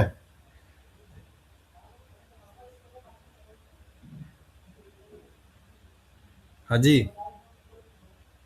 सर एग्जैक्टली मतलब समझ नहीं आया। ठीक है, निगेटिव इम्पैक्ट है, बट अगर क्वेश्चन इस तरीके से आता है तो आप मतलब इनिशियली आप पॉजिटिव। आप नेगेटिव लगाइए। यूट्रिफिकेशन प्रोसेस नेगेटिव इम्पैक्ट डालने वाला प्रोसेस है, जैसे बायोमेनिफिकेशन सेम वैसे ही वो भी है। पॉजिटिव एस्पेक्ट्स में आप सिर्फ उसका एक टाइम पीरियड है, स्लॉट के लिए छोटे इनिशियली इनिशियली इनिशियली अगर आप देखेंगे तो सर्टेन टाइम्स के लिए वो as a may be positive हो सकता है, क्योंकि वहाँ पे वो जो मतलब बारिश के पानी के साथ में जो बह कर के आएंगे वो एज ए केमिकल्स, तो वो न्यूट्रिएंट का काम करते हैं, लाइक एज कोई नाइट्रेट का काम कर रहा होगा, कोई ज़्यादातर में क्या होता है, फॉस्फेट का सोर्सेज ज़्यादा आते हैं, क्योंकि फॉस्फेट जो होता है प्लांट मतलब ज़्यादा ले नहीं पाता है, वो फिक्स्ड हो जाता है, तो वही फिक्स्ड वाला फॉस्फेट वाटर के साथ में क्या करता है, बाहर आता है। ठीक है, मतलब कि पानी पानी के साथ में वो जाता है, तो वहाँ पे कुछ माइक्रोबियल एक्टिविटी होती है जिससे कि फॉस्फेट डिजॉल्व हो जाता है, तो फॉस्फेट एज ए न्यूट्रिएंट के रूप में यूज किया जाता है। लेकिन ज़्यादा हो जाने से फिर CO2 मतलब O2 का परसेंटेज कम हो जाता है। एग्जाम में आता है इन ए वेरी सिंपल वे, आप इसको नेगेटिव लगाइए। ठीक है, यस ओके सर। सर। हाँ, समरी यही है। और ओके जानते सर। रहिए, जब हम अगर कहीं आप क्लास व्लास पढ़ाते हैं या फिर मतलब कुछ ऐसे टॉक देना है, तो फिर आप अपने पॉइंट्स को रख सकते हैं, स्टूडेंट्स अपने पूछ सकते हैं, स्टूडेंट भी और अच्छे से इंटरेक्ट होंगे कि अच्छा यहाँ पे कुछ ऐसा भी होता है। अदरवाइज तो ये टर्म्स हमेशा नेगेटिव एस्पेक्ट्स में ही लिए जाते हैं। ठीक है, ग्रीन हाउस लेकिन गैस। सर जैसे एक्सक्यूज मी सर, जैसे 4 ऑप्शन आते हैं, पॉजिटिव, नेगेटिव और कुछ टाइम के लिए पॉजिटिव देन नेगेटिव, इस तरह आता है, तो तो आप फिर जैसे स्टार्टिंग में तो पॉजिटिव था। जी हाँ, मतलब अगर आपको वहाँ पे मे बी करके लिख करके क्या आता है कि only positive, only negative, positive and negative, may be, इस तरीके से, तो फिर आप वहाँ पे दोनों ऑप्शन लगा करके आइए, यूट्रिफिकेशंस मे बी पॉजिटिव और नेगेटिव। क्योंकि स्टार्टिंग में तो ये पॉजिटिव था, ये जी हाँ, बाद में जहाँ पे नेगेटिव ओनली इसलिए लिख इफेक्ट करके डाला है। आएगा like as only positive, only negative, ठीक। या फिर मे बी पॉजिटिव और नेगेटिव, या नन ऑफ द अबव, तो आप ऑप्शन नंबर थर्ड लगा कर आइए। ठीक है, गलत नहीं होगा। Okay sir. ओके, और अपने अपने आप में भी आप ये जानते रहिए, इस कॉन्सेप्ट को रखते रहिए कि ये एक मतलब इकोसिस्टम में होने वाला एक नेगेटिव फिनोमेना होता है, जिसका मेजर कंसर्न यही होता है कि जो भी केमिकल फर्टिलाइजर यूज किए जाते हैं उससे इकोसिस्टम में मतलब सॉयल में क्या हो रही है, एल्कलिटी बढ़ती है, और वाटर बॉडीज में क्या बढ़ता है, COD बढ़ जाती है, जिससे कि वहाँ पे बेसिकली होता क्या है, प्रॉब्लम होना शुरू हो जाता है। तो इसको हमेशा नेगेटिव में ही लिया जाता है, but for a short time के लिए ये as a source of nutrient का भी काम करता है for that organism which that is, जो कि रहते हैं कहाँ पे, वाटर बॉडीज में, तो उनके लिए एज अ प्रमोटर का काम करता है, तो वो ग्रो कर जाते हैं। ओके, ये ग्रीन हाउस गैसेस का जो कंसंट्रेशन है ये भी आपके एग्जाम में पूछा गया, हाईएस्ट टू लोएस्ट ऑर्डर बनाने के लिए। तो यहाँ पे आप देख सकते हैं अलग अलग, लाइक CO2 का सबसे ज़्यादा परसेंटेज है 60%, CH4 का 20%, CFC का 14% एंड N2O का दैट इज 6%। तो पहले तो आपसे यही पूछा जाता है कि इनमें से कौन सा CO2 गैस नहीं, ग्रीन हाउस गैस नहीं है, या इनमें से कौन सा ग्रीन हाउस गैसेस होते हैं। नाम इनका याद कीजिए, CO2, CH4 means methane, CFC and N2O nitrous oxide, ये सभी चारों क्या है आपके, that is green house gases हैं, क्योंकि ग्रीन हाउस को क्या करते हैं, नेगेटिवली इम्पैक्ट करते हैं, और उनका कॉन्सेंट्रेशन आपको इस तरीके से बना करके यहाँ पे मैंने लिख दिया है, हाइयर टू लोअर की तरफ। तो ये इनका नाम और इनके ऑर्डर को लेकर के सवाल एग्जाम में पूछे जा चुके हैं, तो इनसे थोड़ा सा प्रैक्टिस अपना आप कर लीजिए। बैड ओजोन जो कि ट्रोपोस्फेयर में पाया जाता है, ठीक है, और गुड ओजोन जो कि स्ट्रेटोस्फीयर में पाए जाते हैं। तो ये आपको पूछे जाते हैं कभी-कभी। वैसे तो गुड ओजोन को लेकर के ही सवाल बनता है, बट बैड ओजोन जो होते हैं उनके बारे में आप जानते रहिए। एटमॉस्फेयर की जो लेयर्स होती हैं बेसिक क्लासेस में आपको पढ़ाई गई, ट्रोपोस्फियर, लिथोस्फियर, हाइड्रोस्फियर, एटमॉस्फियर या स्ट्रेटोस्फियर। तो उसमें आपको ट्रोपोस्फियर जो है वो जोन बैड जोन है, मतलब बैड ओजोन पाया जाता है, और गुड ओजोन जो है वो आपके कहाँ पाया जाता है, दैट इज द स्ट्रेटोस्फियर में। ठीक है। ओजोन थिकनेस को मेजरमेंट करने के लिए जो यूनिट यूज की जाती है वो डॉप्सन यूनिट है, DU इसको आप बोलते हैं। इंडिया हैज़ 14 बायोस्फीयर, ये इंपॉर्टेंट पॉइंट है। ठीक है। इंडिया के पास 14 क्या है, बायोस्फीयर हैं, और 90 नेशनल पार्क्स हैं, 448 वाइल्ड लाइफ सेंचुरीज हैं। इनको ऑर्डर में अरेंज करने के लिए आ चुका है आपके एग्जाम में, मीन्स जिस एग्जाम के लिए आप हमसे जुड़े हुए हैं। ये आपको ऑप्शन दे दिया जाएगा, बायोस्फीयर, नेशनल पार्क और वाइल्ड लाइफ सेंचुरीज। इनको आपको ऑर्डर में क्या करना होता है, अरेंज करना होता है नंबर के बेसिस पे। ठीक है। तो नंबर के बेसिस पे अगर आता है तो आप यहाँ पे लगाएंगे किस तरीके से, लाइक एज बायोस्फीयर सबसे कम है, नेशनल पार्क सबसे ज़्यादा है, वाइल्ड लाइफ सेंचुरीज क्या है सबसे, मतलब उससे ज़्यादा है, और वाइल्ड लाइफ सेंचुरी क्या है सबसे ज़्यादा है। तो इनका ऑर्डर आप इस तरीके से याद रखिए। ये नंबर भी पूछा जा चुका है, एग्जैक्ट नंबर की, कितना बायोस्फीयर होता है, कितना नेशनल पार्क होते हैं, कितने वाइल्ड लाइफ सेंचुरी होती है, ये नंबर भी मैंने आपको यहाँ पे दे दिया है। तो दोनों तरीके से अपने आप को क्या कीजिए, प्रिपेयर कीजिए, नंबर के बेसिस पे भी और ऑर्डर के बेसिस पे भी, बायोस्फीयर, नेशनल पार्क और वाइल्ड लाइफ सेंचुरी। ठीक है। इन सिटू कंजर्वेशन, ये भी एग्जाम्पल बहुत बार सवाल पूछा जा चुका है कि कौन सा इसमें से इन सिटू कंजर्वेशन का एग्जाम्पल है। जैसा कि आप जानते हैं, इन सिटू मतलब जो उनकी नेचुरल सिचुएशन है, जहाँ कहीं पे वो पाए जाते हैं, उसी पोजीशन पे उनको क्या किया जाए, कंजर्व किया जाए, तो उसको आप इन सिटू के नाम से जानते हैं, like as national park, biosphere, wildlife sanctuaries, ये सब क्या है, इन सिटू कंजर्वेशन है। एक सिटू कंजर्वेशन क्या होगा कि उनको जो उनका नेचुरल प्लेस था वहाँ से ला करके किसी एक स्पेसिफिक स्पेस पे क्या किया जाए, उनको कंजर्व किया जाए, तो उसको आप बोलते हैं एक सिटू, लाइक है zoological park, botanical garden and wildlife safari. ठीक है। आप जब बॉटनिकल गार्डन में जाते हैं तो आपको वहाँ पे नंबर ऑफ वेराइटीज़ के प्लांट्स देखने को मिलते हैं। क्या आपको लगता है कि वो सारे प्लांट उसी एक स्पेसिफिक प्लेस से पाए जाते होंगे naturally? Answer is no.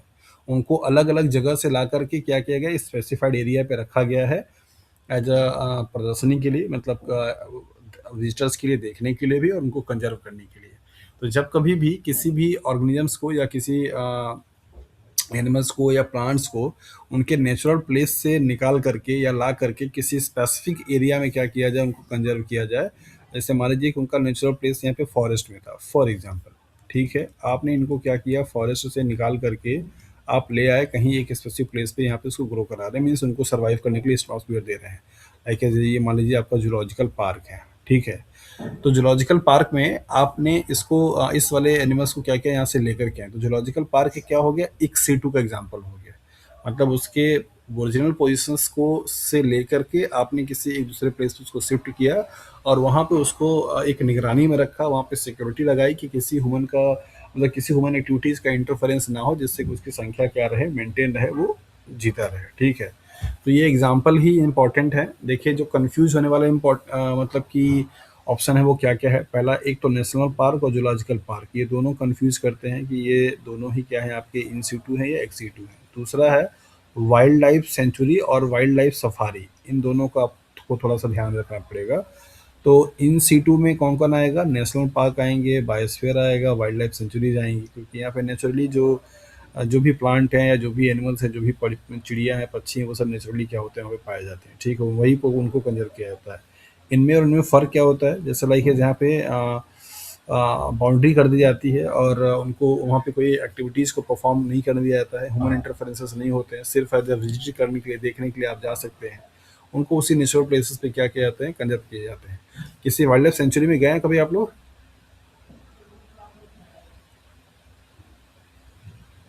No sir. अच्छा, ओके। तो अब कभी जैसे लाइक है, अभी MP का एग्ज़ाम आने वाला है, तो MP अगर आप लोग जाइए तो वहाँ पे बहुत अच्छा वाइल्ड लाइफ सेंचुरी है देखने के लिए। आप यूपी में आएंगे तो आपको यूपी में भी एक नेशनल पार्क है दुधवा करके, वहाँ भी जा सकते हैं देखने के लिए। तो वाइल्ड लाइफ सफारी गए हैं सर, अच्छा, वाइल्ड लाइफ सफारी में। अच्छा, ओके। और अगर किसी का सेंटर इलाहाबाद में पड़ जाता है तो इलाहाबाद में आप जूलॉजिकल पार्क दे सकते हैं, वहाँ पे भी आपको देखने को मिलेगा। म्यूजियम भी बहुत अच्छा है वहाँ पे। ठीक है। तो यहाँ अगर वाराणसी में किसी का सेंटर है तो मोस्ट वेलकम है, वाराणसी में भी आप देख सकते हैं। तो ये सारी चीज़ें आप जाएंगे तो आपको बहुत आइडिया लगेगा। बट एनीवे हमारा काम यहाँ पे ये है कि ये जो ऑप्शंस हैं इन ऑप्शंस को सही तरीके से याद रखना कि इन सीटू और एक सीटू में कौन आते हैं। समझ लेंगे तो शायद गलती नहीं करेंगे, सिंपल सी बात है। उसके नेचुरल प्लेस पे ही कंजर्व कर देना, उसको आप इंस्टीट्यूट बोलते हैं, जिसमें आपका नेशनल पार्क, बायोस्फीयर और वाइल्ड लाइफ सेंचुरी आते हैं। उनको नेचुरल प्लेस से निकाल करके मीन्स ला करके किसी स्पेसिफिक प्लेस पे क्या किया जाए, कंजर्व किया जाए, तो उसको आप एक C2 के नाम से जानते हैं, जिसमें zoological park, botanical garden and wildlife safari आते हैं। ठीक है। In terrestrial ecosystem herbaceous woody plants are major producers. जितने भी टेरेस्ट्रियल इकोसिस्टम हैं, उन टेरेस्ट्रियल मतलब सभी लैंड वाले आ गए, तो टेरेस्ट्रियल इकोसिस्टम में जो हर्बेसियस वुडी प्लांट्स होते हैं वो सबसे ज़्यादा क्या करते हैं, CO2 को फिक्स करते हैं और फूड को प्रिपेयर करते हैं, मेजर प्रोड्यूसर्स के रूप में जाने जाते हैं। In aquatic ecosystem phytoplankton, algae, higher plants are major producers. Terrestrial ecosystem में देखेंगे तो वुडी प्लांट जो लकड़ी देने वाले प्लांट्स होते हैं वो प्रोड्यूसर्स होते हैं। और अगर आप एक्वाटिक सिस्टम की बात करेंगे तो क्या होगा, दैट इज द फाइटोप्लैंक्टन, जो कि वाटर बॉडी में से फ्लोट करते रहते हैं, और एल्गी और हायर प्लांट्स मेजर प्रोड्यूसर्स होते हैं। तो अल्टीमेटली अगर आपसे पूछा जाए कि पूरे इस बायोस्फीयर में CO2 को फिक्स करने के लिए सबसे ज़्यादा कंट्रीब्यूशन किसका है, तो आप क्या बताएंगे? बोलिए। CO2 फिक्सेशन से मतलब है यहाँ पे that is the rate of photosynthesis. ठीक है। As the rate of photosynthesis will increase, CO2 cyanobacteria. Sir phytoplankton. सिर्फ फाइटोप्लैंक्टन होगा। Phytoplankton not algae.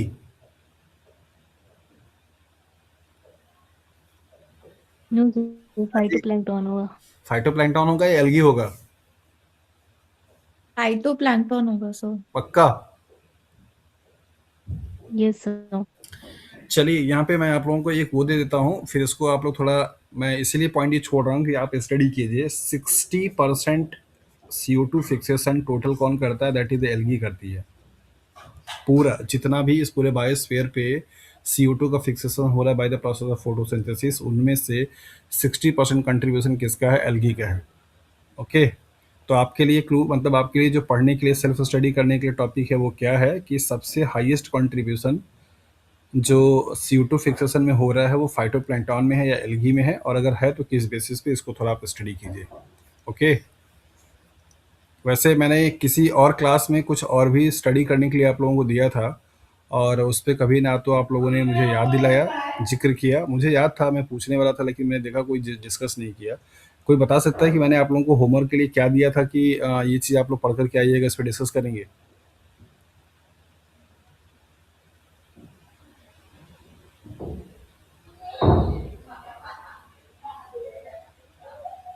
Anyone?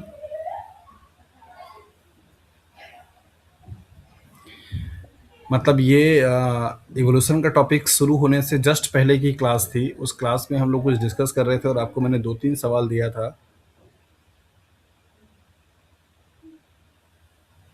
Anyway अगर आप वीडियोस को देखेंगे तो आपको मालूम चल जाएगा। फिलहाल आज का सवाल मेरा यही है कि फाइटोप्लैंक्टन्स और एल्गी, इन दोनों में से सबसे हाईएस्ट कंट्रीब्यूशन CO2 को फिक्स करने के लिए किसका है और किस तरीके से है, इस पे थोड़ा सा आप लोग सर्च कीजिए, इस पर स्टडी कीजिए और देन इसके बाद कंक्लूजन बताइए।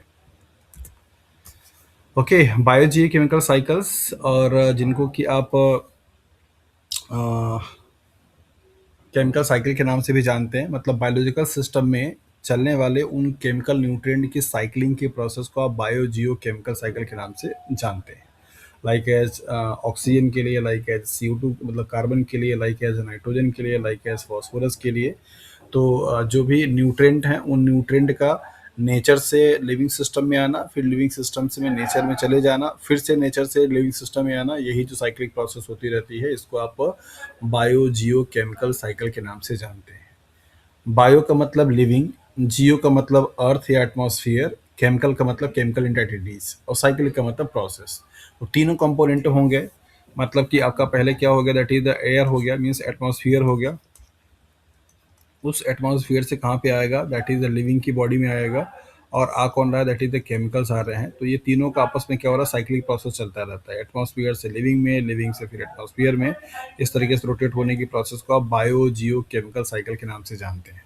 तो बायोजियोकेमिकल साइकिल क्यों चल रहा है? क्योंकि जो न्यूट्रिएंट हैं उनको रिसाइकिल करना होता है। तो न्यूट्रिएंट में क्या-क्या है? लाइक आपका नाइट्रोजन है, ऑक्सीजन है, कार्बन है, फिर इसके बाद फास्फोरस है। ये सब क्या है आपके, दैट इज न्यूट्रिएंट वाले एलिमेंट होते हैं। तो इन्हीं न्यूट्रिएंट एलिमेंट को लिविंग सिस्टम जो है अलग अलग साइकिल के तरीके से या माध्यम से वो क्या करता है, उसको लेता है और फिर सिस्टम में रिलीज कर देता है। तो गैसियस साइकिल मतलब इनको दो कैटेगरी में डिवाइड किया जाता है, गैसियस और सेडिमेंट्री। तो गैसियस में कौन कौन आते हैं? नाइट्रोजन, ऑक्सीजन और कार्बन। नाइट्रोजन के लिए नाइट्रोजन फिक्सेशन CO2, मतलब ऑक्सीजन के लिए आप वाटर वेपर के बारे में पढ़ते हैं, वाटर साइकिल के बारे में पढ़ते हैं। कार्बन के लिए फिर आप यही पढ़ते हैं लाइक एस कार्बन फिक्स कैसे हो रहा है bye the process of photosynthesis. तो ये सब जो कार्बन है वो गैस के फॉर्म में CO2, ऑक्सीजन जो है O2 के फॉर्म में, नाइट्रोजन जो है वो किसके फॉर्म में?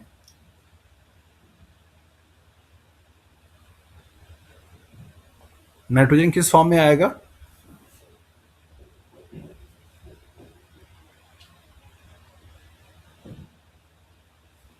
अच्छा, मेरी आवाज नहीं जा रही है क्या? सर अमोनिया होगा, अमोनिया हो गया या ना, अमोनिया लिक्विड फॉर्म में होता है। नाइट्राइट नाइट्राइट एंड नाइट्रेट, हाँ सॉरी नाइट्रेट। जी हाँ, यहाँ पर आपको समझने की ज़रूरत है क्योंकि ये फॉर्म एग्जाम में पूछे जाते हैं। तो आपको पता है अच्छे तरीके से कि जो नाइट्रोजन है नेचर में, मार्कर नहीं चल रहा है क्या? हाँ, जो नाइट्रोजन एटमॉस्फेयर में किस फॉर्म में है? N2 के फॉर्म में। इस N2 से फिर आपका क्या होता है? कन्वर्जन वॉइस ब्रेक है अमोनिया के फॉर्म में या अमोनियम आयन के फॉर्म में। फिर इसके बाद यहाँ पे क्या होता है? लाइक एज NO2 पे नेगेटिव, देन इसके बाद यहाँ पे क्या होता है? NO3 पे नेगेटिव, देन फिर इसके बाद क्या होता है आपका यहाँ पे? नाइट्रोजन।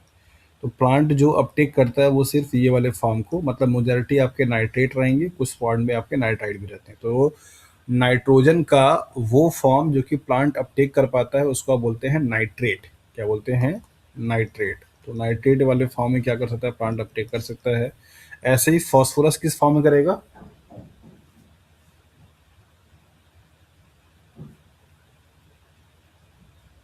सर फॉस्फेट में, phosphate, phosphate means P, yes sir, मतलब ऐसे पी के फॉर्म, PO4, पी ऐसा PO4। ऐसे ऐसे नहीं पाया जाता। मतलब जब भी रहेगा तो इसका ऐसे जो फॉस्फोरिक एसिड होता है PO4, H3PO4, इसके डेरिवेटिव्स होते हैं लाइक एज H2PO4 पे 1 नेगेटिव या फिर HPO4 पे 2 नेगेटिव। इसको बोलते हैं मोनो हाइड्रोजन फॉस्फेट, इसको बोलते हैं डाई हाइड्रोजन फॉस्फेट। प्लांट हमेशा इन्हीं सब फॉस्फेट के फॉर्म को क्या करता है? प्रीफर करता है। तो फॉस्फेट का एब्जॉर्बल फॉर्म, मतलब जिस फॉर्म में वो प्लांट ले सकता है, अपटेक कर सकता है, वो वाला फॉर्म आपका ये है like as dihydrogen phosphate या मोनो हाइड्रोजन फॉस्फेट। नाइट्रोजन जिस फॉर्म में ले सकता है वो क्या है? That is the nitrate means NO3 पे नेगेटिव। और अगर आप यहाँ पे ऑक्सीजन की बात करेंगे तो ये किसके फॉर्म में लेगा? O2। और कार्बन की बात करेंगे तो किसके फॉर्म में लेगा? लेके CO2। तो ये कुछ एलिमेंट के उनके अपटेक करने वाले क्या है? फॉर्म होते हैं। तो इससे भी सवाल आपके एग्जाम में पूछे जाते हैं। ठीक है, तो ऑक्सीजन का साइकिल क्या चलेगा? That is the water vapour का होना, मतलब वाटर कंडेंस होगा, फिर प्रेसिपिटेट होगा, फिर आकर के यूटिलाइज किया जाएगा, फिर वेपर बन जाएगा। CO2 के लिए आप यहाँ पे देख ही रहे हैं कि CO2 पहले फिक्स होगा bye the process of photosynthesis plant में, और प्लांट फिर क्या करेगा? रिस्पायर करेगा, फिर से CO2 क्या करेगा? रिलीज हो जाएगा। तो मतलब यहाँ पे दो प्रोसेस चलती है, फोटोसिंथेसिस, रेस्पिरेशन। यहाँ पे क्या चलेगा? Precipitation and evaporation. यहाँ पे क्या चलेगा? Nitrogen fixation. इस तरीके से प्रोसेस चलती हैं और उनको अलग अलग क्या होती हैं? साइकिल्स होती हैं।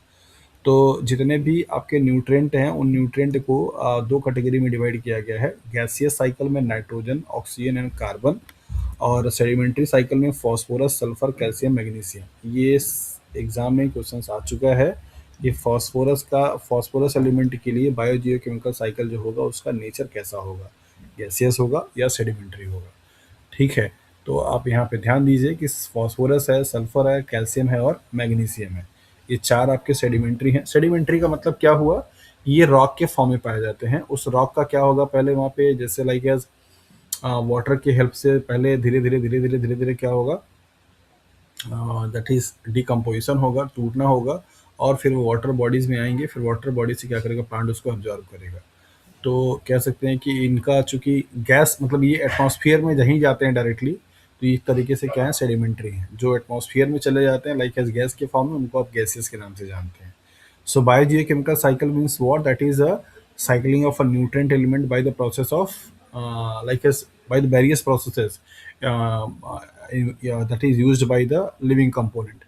तो लिविंग कंपोनेंट के द्वारा अलग अलग प्रोसेस के थ्रू न्यूट्रिएंट को क्या किया जाए, रिसाइकल किया जाए। एटमॉस्फेयर से न्यूट्रिएंट आएगा कहाँ पे, that is the water body या मतलब किसी भी पार्ट पे ऑफ एटमॉस्फेयर पे, और फिर वहाँ से कहाँ पे जाएगा, that is the living cells में। लिविंग सेल्स के फिर डिकम्पोजिशन होने से या फिर उसकी बॉडी से निकलने में फिर से कहाँ जाएगा, एटमॉस्फेयर में। तो ऐसे टाइप की प्रोसेस को आप बायोजियोकेमिकल साइकिल के नाम से जानते हैं। तो इसमें दो हैं, सेडिमेंट्री और गैसियस। ठीक है। ब्लू बेबी सिंड्रोम, जिसको बेसिकली एक डिजीज है जो कि किसकी वजह से होता है, अगर वाटर में नाइट्रेट का कंटेंट बहुत ज़्यादा हो, NO3 पे 1 नेगेटिव, अगर वो क्या है कंसंट्रेशन बहुत ज़्यादा होती है तो मीन्स मतलब उससे आप नाइट्रेट कंटामिनेशन बोलते हैं। तो नाइट्रेट कंटामिनेशन से जो सिंड्रोम होता है, मतलब पीने से, उसको आप ब्लू बेबी सिंड्रोम के नाम से जानते हैं। ये काफ़ी इंपॉर्टेंट है, कई बार एग्जाम में सवाल पूछ चुका है। ठीक है। मिनीमाटा डिजीज मरकरी के पॉइजनिंग से होता है। तो अगर मतलब मरकरी का कंसंट्रेशन बहुत ज़्यादा है या मरकरी का पॉइजनिंग हो रही है तो उससे होने वाला जो डिजीज़ को आप मिनीमाटा डिजीज़ के नाम से जानते हैं। इटाई डिजीज़, कैडमियम, यहाँ पे सी लिख रखा है, इसको आप लोग जब मिलेगा इसको CD कर लीजिएगा। कैडमियम एक्सपोजर, अगर कैडमियम का कंसंट्रेशन बहुत ज़्यादा, ये सभी आपके हैवी मेटल्स में आते हैं।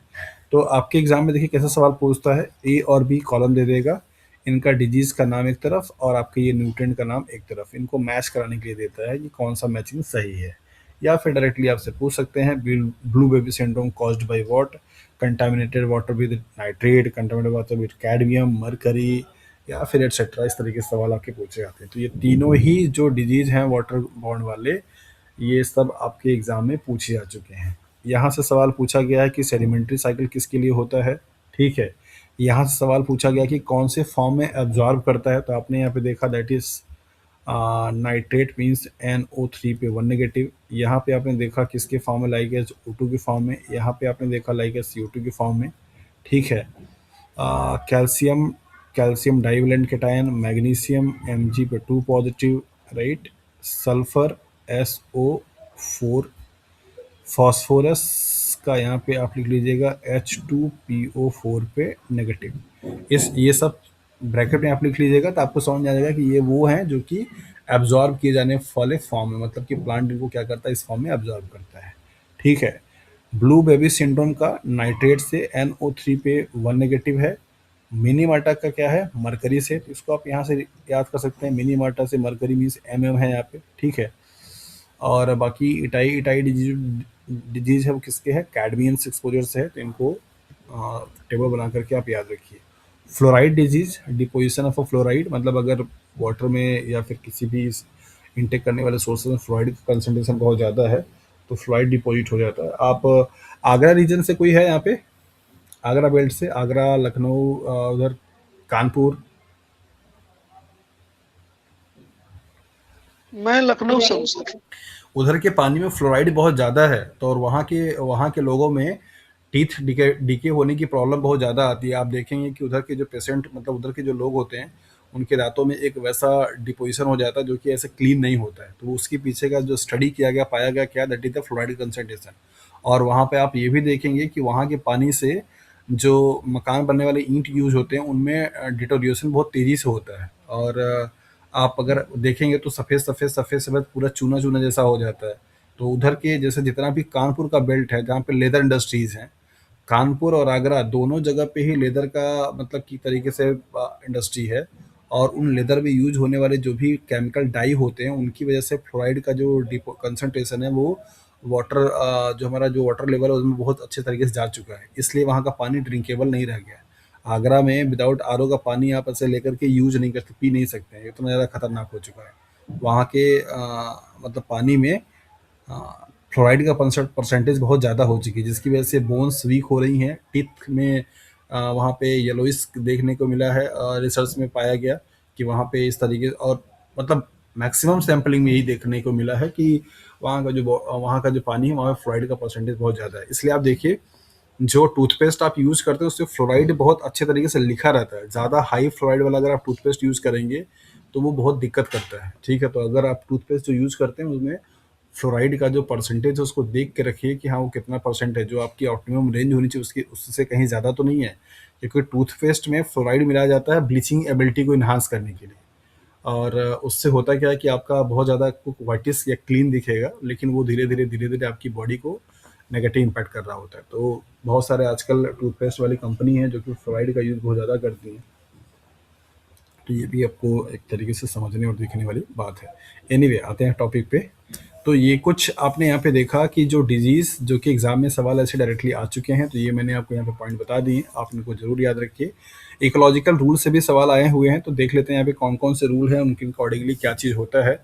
पहला रूल है that is the Gloger's rule, जो कि बताता है कि more pigmentation in warm humid area than the cool dry area. मतलब अगर कोई ऑर्गेनिज्म या कोई दैट इज एनिमल्स कहाँ पे रह रहा है, गर्म वाले कंट्री में रह रहा है या गर्म वाले मतलब एरिया में रह रहा है जहाँ पे बहुत ज़्यादा ह्यूमिड है और वार्म है, तो वहाँ पे पिगमेंटेशंस बहुत ज़्यादा होती है। मतलब स्किन का जो टोन होता है, कलर होता है, वहाँ पे कॉम्प्लेक्स हो जाता है।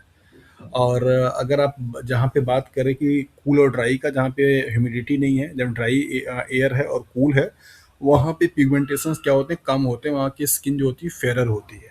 तो अगर आप अपने इंडिया की बात करें तो इंडिया में अगर आप देखेंगे तो इस तरीके से आपके जो लाइक एस पार्ट हैं उनमें अगर आप देखेंगे तो ये वाला जो पूरा एरिया है, साउथ वाला एरिया, यहाँ का टेम्परेचर कैसा है, वार्म होता है। जबकि अगर आप ये नॉर्थ वाला एरिया देखेंगे, ये वाला पूरा बेल्ट यहाँ से लेकर के हिमाचल प्रदेश से लेकर लेते हुए ये सारा पूरा एरिया कैसा होता है, कूल होता है, कूल एंड ड्राई होता है। ठीक है, ये जो बीच वाला होता है ये मॉडरेट होता है। अगर आप अपने इंडिया में आप देखेंगे तो स्किन के कलर का टोन आपको इनके रूल के अकॉर्डिंगली मिलेगा। साउथ साइड में पाए जाने वाले केरला, कर्नाटका, तमिलनाडु, इन सभी में पाए जाने वाले जितने भी स्टेट्स के लोग होते हैं, उनका स्किन का कलर आप देखेंगे तो हमेशा आपको डार्कर दिखेगा। यहाँ के लोगों को लगे जम्मू कश्मीर, हिमाचल प्रदेश, इन सब का, उत्तराखंड के लोगों का देखेंगे तो यहाँ की स्किन आपको कैसे दिखाई, फेयर दिखाई देगी। और बीच में लाइक है मध्य प्रदेश, उत्तर प्रदेश और गोवा या फिर महाराष्ट्र, इन सब का अगर आप देखेंगे तो बेसिकली आपको क्या दिखाई देगा, मीडियम दिखाई देगा। ना तो बहुत ज़्यादा डार्क होंगे, ना तो बहुत ज़्यादा क्या होंगे, फेयर होंगे, मतलब ठीक ठाक दिखते हैं, इनकी स्किन का टोन ठीक होता है। ठीक है, ये किस वजह से हुआ, पिगमेंटेशन। पिगमेंटेशन से मतलब यहाँ पे like a skin pigment, like a melanin protein. ठीक है, तो मेलानिन जो प्रोटीन होता है वो प्रोटीन का सिंथेसिस सनलाइट के प्रेजेंस में ज़्यादा होती है। जैसे ही आपकी बॉडी में सनलाइट का एक्सपोजर होता है, मेलानिन प्रोटीन का एक्सप्रेशन क्या होता है, बढ़ जाता है। और उसकी वजह से आप देखते हैं जैसे लाइक एज अगर आप धूप से बहुत ज़्यादा एक्सपोज होकर के आते हैं तो आपकी स्किन का टोन चेंज हो जाता है, मतलब आपको लगता है टेनिन हो गई है, राइट, आपकी स्किन थोड़ी सी डार्क हो जाती है।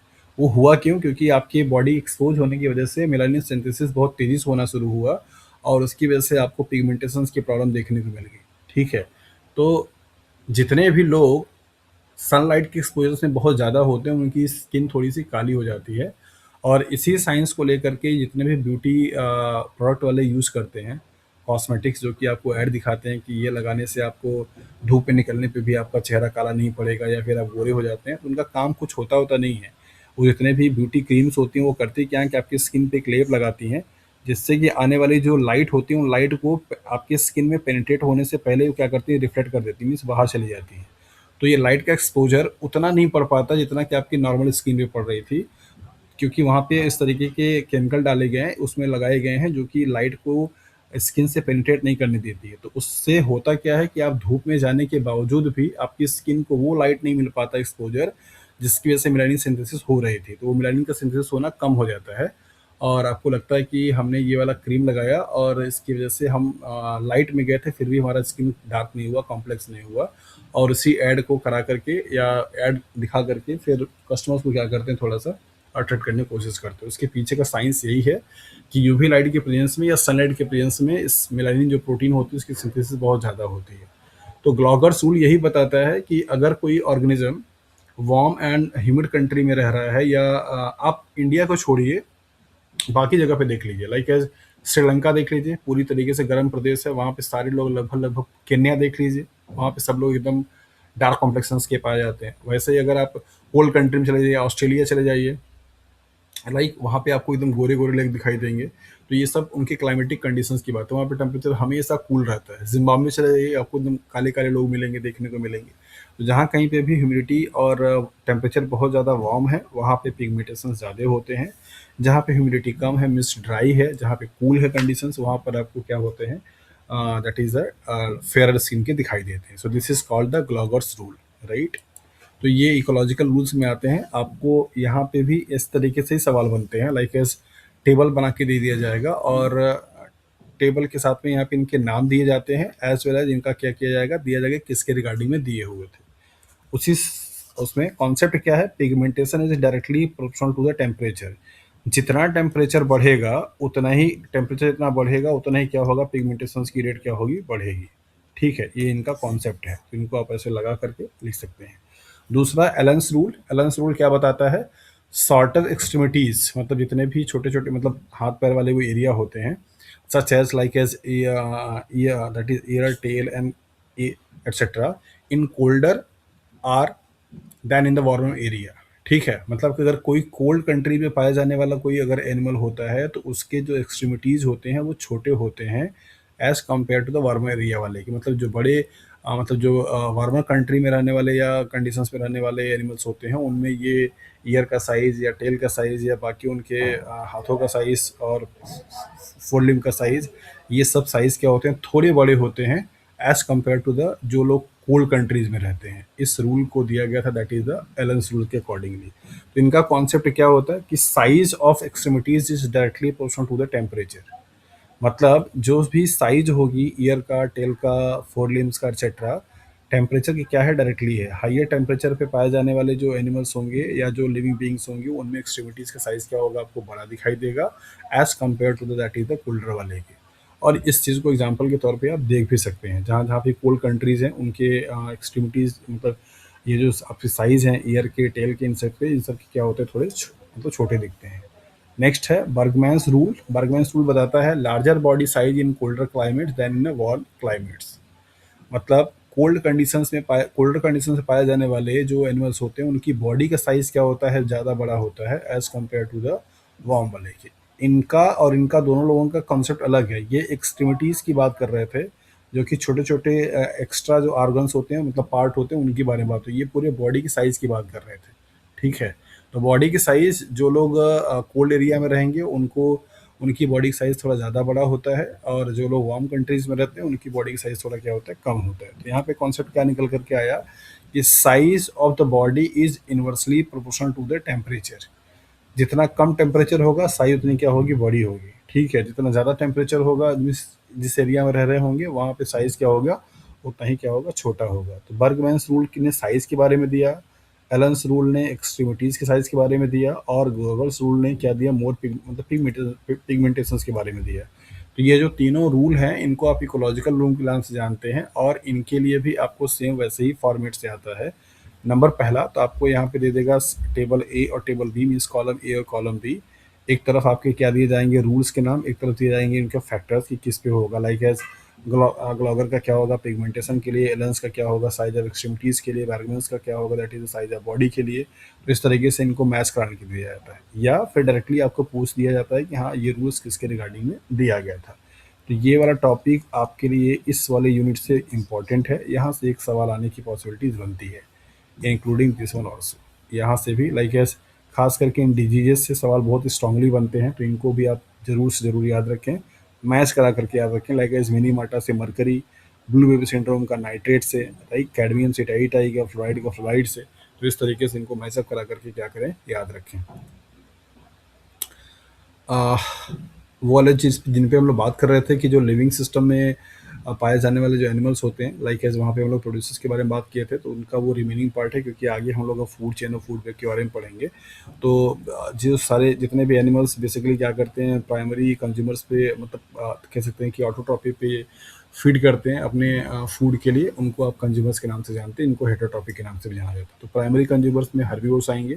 ये एग्जांपल्स मैंने आपको यहाँ पे लिख रखे हैं, इन पे ज़रा आप ध्यान दीजिए, क्योंकि एग्जांपल्स को ही लेकर के सवाल किया जाते हैं, पूछे जाते हैं। लाइक है प्रोटोजोअन्स है, प्रोटिस्टा है, मोलस्का है, मॉस्किटो है, मॉस्किटो लार्वा है, टैडपोल है, टर्टोइज है, ग्रासहॉपर है, कैटरपिलर है, बीटल्स है, रैबिट्स है।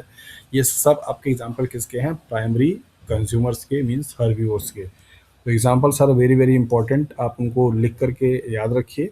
यही आपके एग्जाम में क्या होंगे, सवाल के रूप में बन जाते हैं। Secondary consumers means carnivores, hydra, frogs, some fishes, toad, spider, centipede, snake, ये सारे आपके क्या हैं, that is the secondary consumers means carnivores की कैटेगरी में आते हैं। Tertiary consumers means secondary carnivores, large fishes, top carnivores मतलब मे बी जो किसी द्वारा खाए नहीं जा सकते हैं, और लाइक जिसमें टाइगर है, लायन एटसेट्रा, ये सब क्या है, टॉप कार्निवोर्स हैं। ठीक है। डिकम्पोजर्स, इनमें बैक्टीरिया और फंगस होते हैं जो कि नेचर को क्लीन करने का काम करते हैं। Scavengers, detritivores, they feed on the carbs means vulture et cetera. Trophic level की बात है इसलिए इनको समझना यहाँ पे ज़रूरी था। तो ट्रॉपिक लेवल का मतलब क्या है, सिंपली एक अरेंजमेंट है डिफरेंट डिफरेंट क्लासेस या डिफरेंट डिफरेंट कैटेगरी के ऑर्गेनिम्स का किसी एक फूड चेन में, राइट। तो level eight which organisms obtain their food, तो उस अरेंजमेंट को आप ट्रॉपिक लेवल के बारे में क्या करते हैं, जानते हैं। जैसे कि आप यहाँ पे देख सकते हैं इस फिगर के हेल्प से। सो बेसिकली सबसे ये जो ऐसे पिरामिड बनता है, उस पिरामिड में दो पार्ट हैं, एक तो आपका है बेस, एक तो है आपका अपेक्स। अगर किसी का बेस बहुत बड़ा है तो इसका मतलब यहाँ पे जो नंबर है उस टॉपिक लेवल पाए जाने वालों की उनकी संख्या क्या है, ज़्यादा है। ये अपेक्स वाला एरिया क्या दिखाता है, इनका एरिया बहुत कम है, इसका मतलब नंबर यहाँ पे क्या होगा, बहुत ही कम होगा। ठीक है। लाइक है जहाँ पे देखिए प्रोड्यूसर्स हैं, प्रोड्यूसर्स में आप यहाँ पे crop plant, tree, grasses, flowering plants etcetera, तो ये किस में आएंगे, दैट इज द ऑटोट्रॉप्स आएंगे। इनको फर्स्ट टॉपिक लेवल के नाम से जानते, मतलब इनका पोजीशन कहाँ पे होगा, फर्स्ट टॉपिक पे होगा। हर्बीवोर्स जो कि आपके प्राइमरी कंज्यूमर्स होंगे और इनका पोजीशन कहाँ पे होगा, सेकंड पे होगा।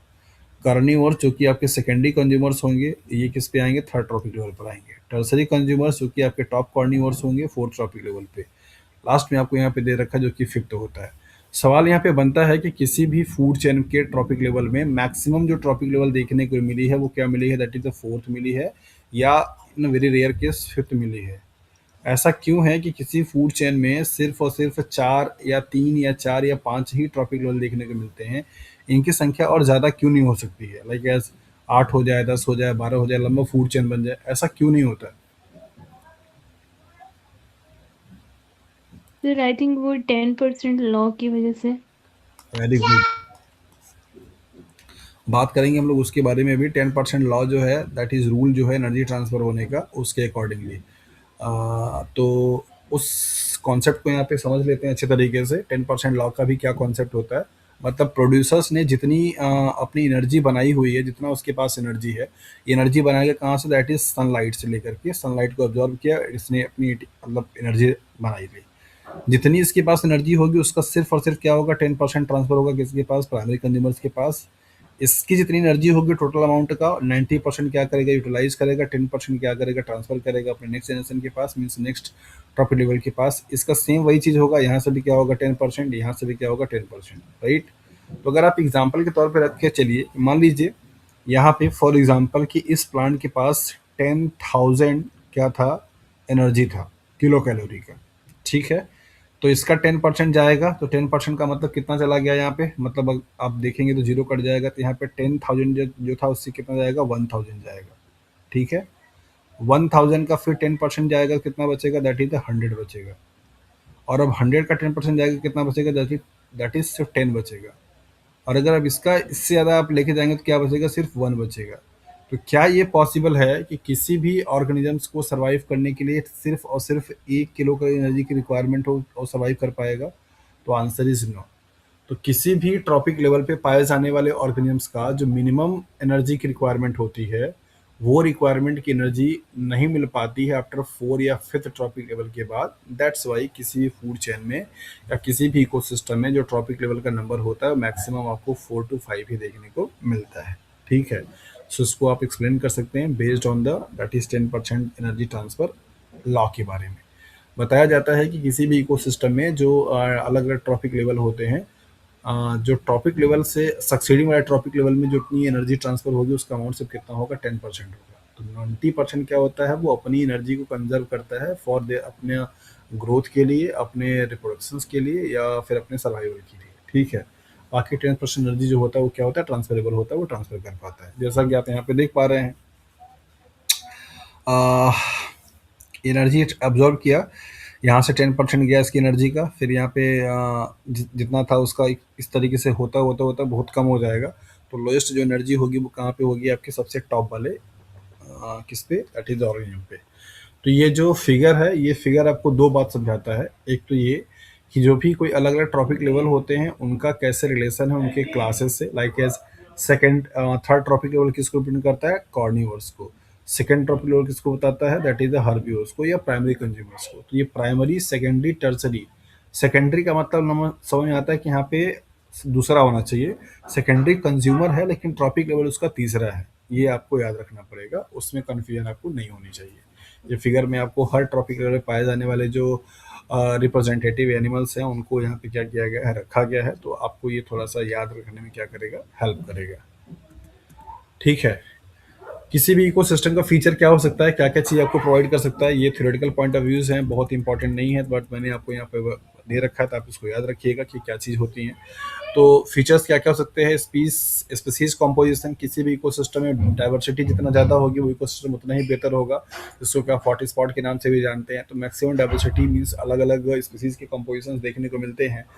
स्ट्रैटिफिकेशंस का बता मतलब होता है कि कितना मतलब indicates presence of favourable conditions, environmental conditions, मतलब कितना ज़्यादा उस कंडीशंस को वो इन्वायरमेंट जो फेवर करता है उसी इन्वायरमेंट में पाए जाने वाले जो लिविंग सेल्स होते हैं या लिविंग ऑर्गेनिज्म होते हैं उनको सर्वाइव करने के लिए। ट्रॉपिक स्ट्रक्चर्स, जैसा कि अभी आप देख करके आ रहे हैं, standing crop, amount of living matters present in ecosystem at in its a different trophic level. अलग अलग ट्रॉपिक लेवल पे किसी भी इकोसिस्टम में पाए जाने वाले जो ऑर्गेनिजम्स होते हैं उनकी लिविंग मैटर का कंटेंट मीन्स बायोमास कितना है उसको आप बोलते हैं स्टैंडिंग क्रॉप।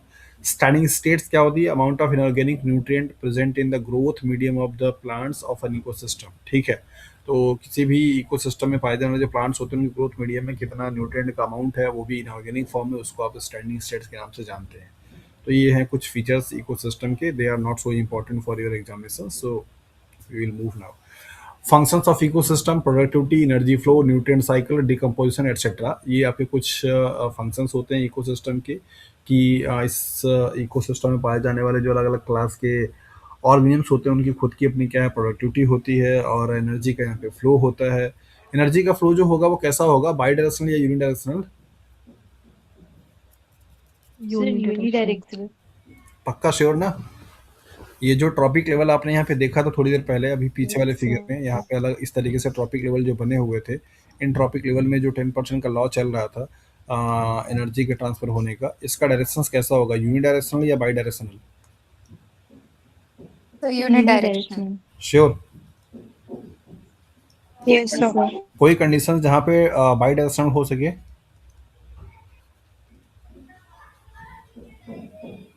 क्या ये एनर्जी की केस में तो लॉस ही होगा, तो यूनिडायरेक्शनल नहीं होगा। पॉसिबल है? एक्वेटिक नहीं सर, सिस्टम। एनर्जी का, एनर्जी के केस में पॉसिबल नहीं है। वेरी गुड, एनर्जी के केस में बाई डायरेक्शनल होना पॉसिबल नहीं है, बिकॉज ऐसा पॉसिबल ही नहीं होगा कि जो इस वाले टॉपिक पर बैठा होगा उसकी एनर्जी ये यूटिलाइज करेगा, ऐसा संभव नहीं है। ठीक है, तो एनर्जी का जो फ्लो हो रहा होता है वो सिर्फ यूनिडायरेक्शनल होते हैं, जबकि न्यूट्रिएंट का जो साइकिलिंग हो रही है वो बाई डायरेक्शनल होगा, मतलब रोटेट करता रहता है। डिकम्पोजिशन का मतलब आप जानते ही हैं कि जो भी डिकम्पोजर्स हैं उन कॉम्प्लेक्स ऑर्गेनिक मटेरियल को क्या करेंगे, डिकम्पोज करके उनको फिर से रिसाइकिल करने में क्या करते हैं, हेल्प करते हैं।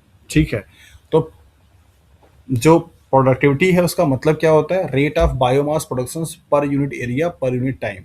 ये किसी स्पेसिफिक एरिया में, मान लीजिए ये पूरा सर्कल जो है आपके बायोस्फीयर को रिप्रेजेंट करता है, इस बायोस्फीयर के ये वाले पार्ट में क्या है, मान लीजिए एरिया, इस वाले एरिया की बात हम लोग कर रहे हैं, इस स्पेसिफिक एरिया में पर यूनिट टाइम पर, मतलब ये स्पेसिफिक एरिया हो गया, एक फिक्स टाइम पीरियड में कितना बायोमास क्या किया गया, प्रोड्यूस किया गया है, उसको आप बोलते हैं दैट इज द प्रोडक्टिविटी। ठीक है, तो हो सकता है कि एक ही मतलब बायोस्फीयर पे अलग अलग जोन पे, अलग अलग प्लेस पे, एक ही टाइम पॉइंट पे अगर आप देखेंगे तो बायोमास का प्रोडक्शन क्या होगा, अलग होगा। लाइक जहाँ कहीं पे ज़्यादा ग्रीनरी होगी वहाँ पे प्रोडक्शन ज़्यादा होगा, जहाँ कहीं पे ऐसे प्लांट्स की संख्या कम होगी और कंडीशंस फेवर नहीं करेंगे तो वहाँ पे संख्या क्या होगी, प्रोडक्टिविटी कम होगी। तो प्रोडक्टिविटी जो होगी वो डिपेंड करेगी एनवायरमेंटल कंडीशंस पे एज वेल एज वहाँ पे प्रोड्यूसर्स के नंबर पे। तो बायोमास का प्रोडक्शंस एक यूनिट टाइम पे एक फिक्स एरिया में होने के रेट को आप प्रोडक्टिविटी मींस पी के नाम से क्या है जानते हैं। प्राइमरी प्रोडक्टिविटी मींस पीपी, ये क्या होता है, rate at which energy is trapped और biomass synthesised by producer per unit time per unit area by the process of photosynthesis. फिर से वही कॉन्सेप्ट है, एक पूरे ग्लोब में एक स्पेसिफिक एरिया में किसी फिक्स टाइम पे मान लीजिए 1 घंटे का समय ले लिया गया, इस 1 घंटे में कितना फोटोसिंथेसिस करके क्या किया गया, एनर्जी को बनाया गया या बायोमास को सिंथेसाइज किया गया। तो फोटोसिंथेसिस की जो रेट है वही बेसिकली क्या, that is the primary productivity है in terms of a specific area, specific time point. एक स्पेसिफिक प्लेस पे या एक स्पेसिफिक एरिया में 1 घंटे में कितना CO2 या कितना एटीपी सिंथेसिस, कितना फोटोसिंथेसिस हो करके बायोमास को जनरेट किया जा रहा है या एटीपी जनरेट की जा रही है, उसके रेट को आप प्राइमरी प्रोडक्टिविटी के नाम से जानते हैं। इसके बाद नेक्स्ट आता है आपका gross primary productivity means GPP। ये क्या बताता है, ये बताता है amount of energy captured or total biomass manufactured by the producers in their photosynthesis per unit area per unit time। किसी भी मतलब कि एक फिक्स यूनिट टाइम में एक फिक्स एरिया में उस एरिया में पाए जाने वाले जो भी प्रोड्यूसर्स थे उनके द्वारा फोटोसिंथेसिस के प्रोसेस के थ्रू जितनी एनर्जी अमाउंट क्या की गई, दैट इज द जनरेट की गई या बनाई गई, उस टोटल अमाउंट ऑफ एनर्जी को आप बोलते हैं ग्रॉस प्राइमरी प्रोडक्टिविटी। तो प्राइमरी प्रोडक्टिविटी में और ग्रॉस प्राइमरी प्रोडक्टिविटी में क्या डिफरेंसेस समझ में आया कि वो बताता है, मीन्स PP बताता है रेट को कि किस रेट से फोटोसिंथेसिस हो रही है, मतलब रेट का मतलब टाइम बाउंड पे लेकर के, अमाउंट की बात नहीं कर रहा है, क्वांटिटी की बात नहीं कर रहा है। ठीक है, जैसे लाइक एस हम ये बोल सकते हैं कि हाँ 60 किलोमीटर पर घंटे की चाल से स्पीड से चल रही, तो वो रेट हो गया, कितना दूरी चला ये उसका अमाउंट होगा। तो PP बताता है आपको रेट कि वो किस रेट से फोटोसिंथेसिस हो रहा था उस स्पेसिफिक एरिया में उस स्पेसिफिक टाइम पॉइंट पे। ठीक है, GPP बताता है आपको कि उसी स्पेसिफिक टाइम पॉइंट पे उसी स्पेसिफिक एरिया में कितना अमाउंट बना, किसका, दैट इज द एनर्जी का, या कितना बायोमास बना टोटल, उसके अमाउंट को आप क्या बोलते हैं, दैट इज द GPP के नाम से जानते हैं। तो PP हो गया, P हो गया एंड GPP हो गया, ये 3 टर्म्स आपने यहाँ पे देख लिए, उन तीनों टर्म्स का डेफिनेशन भी आपने देख लिया। अब आता है NPP, नेट प्राइमरी प्रोडक्टिविटी।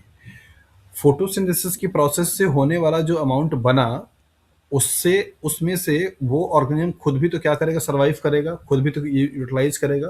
तो रेस्पिरेशन की प्रोसेस में जो चीज़ वो खर्च कर देता है उसको क्या किया जाता है, माइनस कर दिया जाता है, इससे आपका निकलता है नेट प्राइमरी प्रोडक्टिविटी। तो amount of energy stored bye producers पर unit time per unit area. ठीक है, मतलब कि मतलब किसी भी एक स्पेसिफिक एरिया में एक स्पेसिफिक टाइम में जितना भी अमाउंट ऑफ एनर्जी क्या किया जाए, स्टोर्ड किया जाए प्रोड्यूसर्स के द्वारा, उसको आप क्या बोलते हैं, नेट प्राइमरी प्रोडक्टिविटी के नाम से जानते हैं। तो नेट प्राइमरी प्रोडक्टिविटी या net productivity is less than primary productivity by the amount of energy used by the producers in their own respiratory process या रेस्पिरेशन पर यूनिट टाइम। मतलब क्या कि नेट जो प्राइमरी प्रोडक्टिविटी है उसमें क्या करना पड़ेगा कि बेसिकली जो भी रेस्पिरेशन की प्रोसेस में एनर्जी खर्च हुई उसको क्या करेंगे, आप माइनस कर देते हैं, और तब जाकर के जो आपका निकलता है वो क्या निकल कर आएगा, that is the net primary productivity. तो यहाँ पे NPP इक्वल टू क्या हो जाएगा, GPP माइनस R।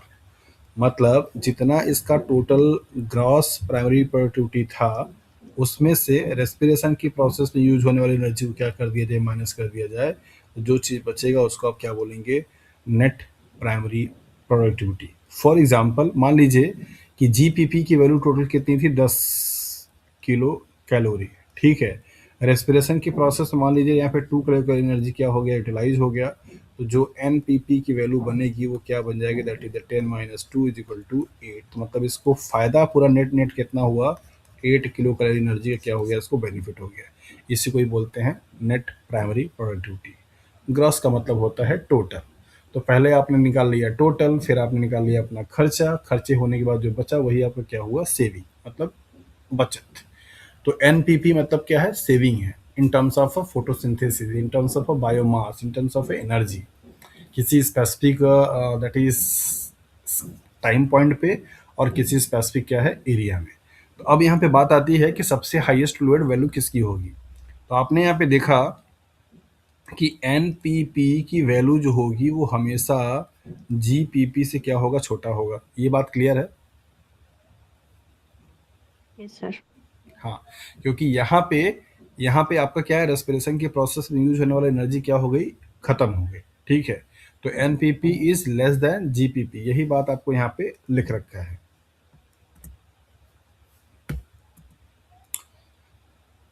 कौन-कौन से फैक्टर होंगे जो कि अफ़ेक्ट कर सकते हैं प्राइमरी प्रोडक्टिविटी को, मीन्स एनपीपी को, नेट प्राइमरी प्रोडक्टिविटी को? तो उसके लिए फैक्टर्स हैं क्या? डिपेंड करेगा नंबर ऑफ फैक्टर्स पे। नंबर ऑफ फैक्टर्स क्या-क्या हो सकते हैं? फोटोसिंथेसिस कैपेसिटी, मतलब उस स्पेसिफिक टाइम पॉइंट पे उस स्पेसिफिक एरिया में जो फोटोसिंथेटिक कैपेसिटी थी वो क्या है, मतलब अलग-अलग हो सकता है, डेफिनेटली हो सकता है, क्योंकि जिस तरीके के प्लांट पाए जाएंगे और जिस तरह के कंडीशंस पाया जाएगा उस तरीके से क्या होगी, वहाँ फोटोसिंथेसिस होगी। तो उनकी कैपेसिटी पे भी क्या करेगा, डिपेंड करेगा ये, दैट इज एनपीपी का rate. Solar radiation availability, light का एक्सपोजर कितना अच्छा हो रहा है, पता लगा लाइट ही नहीं आ रहा तो वहाँ पे प्लांट रह के भी क्या करेगा, तो सोलर लाइट का जो है, सोलर रेडिएशन का जो अवेलेबिलिटी है वो भी डिपेंड करेगा। टेम्परेचर, एक ऑप्टिमम टेम्परेचर चाहिए होता है जैसा कि आप जानते हैं, तो टेम्परेचर का भी मतलब ठीक तरीके से मिलना इस बात पे मतलब वो अफेक्ट करेगा, दैट इज एनपीपी को। न्यूट्रेंट ऑब्वियसली जैसे लाइक CO2 है कि नहीं है, वाटर है कि नहीं है, बाकी नाइट्रेट है, फॉस्फेट है, ये सारी चीज़ें हैं कि नहीं है, तब जाकर प्लांट क्या करेगा, ठीक तरीके से ग्रो कर पाएगा और वो एनपीपी में कन्वर्ट हो पाएगा। Soil moisture one of the most important factor होता है। Order of NPP in different type of ecosystem, this is very very important for your examination, right? So tropical rain forest सबसे highest जो है वो क्या होगा, ये सवाल आपके एग्जाम में आ चुका है, जिस एग्जाम को अभी कैंसिल किया गया है। ट्रॉपिकल रेन फॉरेस्ट में सबसे हाईएस्ट क्या होगा, प्राइमरी प्रोडक्टिविटी होगी, मींस नेट प्राइमरी प्रोडक्टिविटी होगी। देन इसके बाद ट्रॉपिकल डिसिडियस फॉरेस्ट में होगा, देन इसके बाद टेम्परेट डिसिडियस में होगा, फिर इसके बाद टेम्परेट कॉनिफेरस में होगा, फिर इसके बाद टेम्परेट ग्रासलैंड में होगा, देन इसके बाद डेजर्ट में होगा। इस ऑर्डर को आप 2-3 फ्रैक्शन में तोड़ के देख सकते हैं, लाइक एज ये 3 का अलग से, ये 3 का अलग से, लेकिन आप इनको अच्छे तरीके से याद रख लीजिए क्योंकि ये आपको सवाल दे करके जाने वाले हैं। यहाँ से क्वेश्चंस आपके एग्जाम में बनते हैं कि किसी भी इकोसिस्टम की जो नेट प्राइमरी प्रोडक्टिविटी है उनका ऑर्डर क्या है, ये हाईएस्ट किस में है। मोस्ट प्रोबेबली आपको ट्रॉपिकल रेन फॉरेस्ट हमेशा ऑप्शन में मिलेगा, इसके बाद आपको टेम्परेट डिसिडियस वाले मिलेंगे, ये वाला भी मिल जाता है, और फिर आपके ये वाले मिल जाते हैं। तो 2-3 ऑप्शंस आपको हमेशा देखने को मिलता है, तो ये वाला आप इसको याद रखिए। लॉजिक पॉइंट क्या है, सवाल पे ही क्लास को वाइंड अप करेंगे हम। Total productivity of ocean is less than 50% of a terrestrial productivity despite occupying 3 times more area. बताया जा रहा है कि टेरेस्ट्रियल के कंपेरेटिवली एक्वाटिक का जो एरिया है वो बहुत ज़्यादा है, 3 टाइम्स मोर है, लेकिन उसके बावजूद भी जो समंदर है उसका जो एनपीपी मीन्स टोटल जो प्रोडक्टिविटी है वो 50% लेस है as compare to the terrestrial productivity के। कोई लॉजिक दे सकता है कि ऐसा क्यों है, जबकि हम लोग पढ़ कर के आए हैं, हम लोग जानते हैं कि सबसे हाईएस्ट फोटोसिंथेसिस कहाँ पे हो रही है, समंदर में हो रही है, उसके बावजूद भी ऐसा क्यों है। चलिए यहाँ पे देख लीजिए रीजन। बायोमास।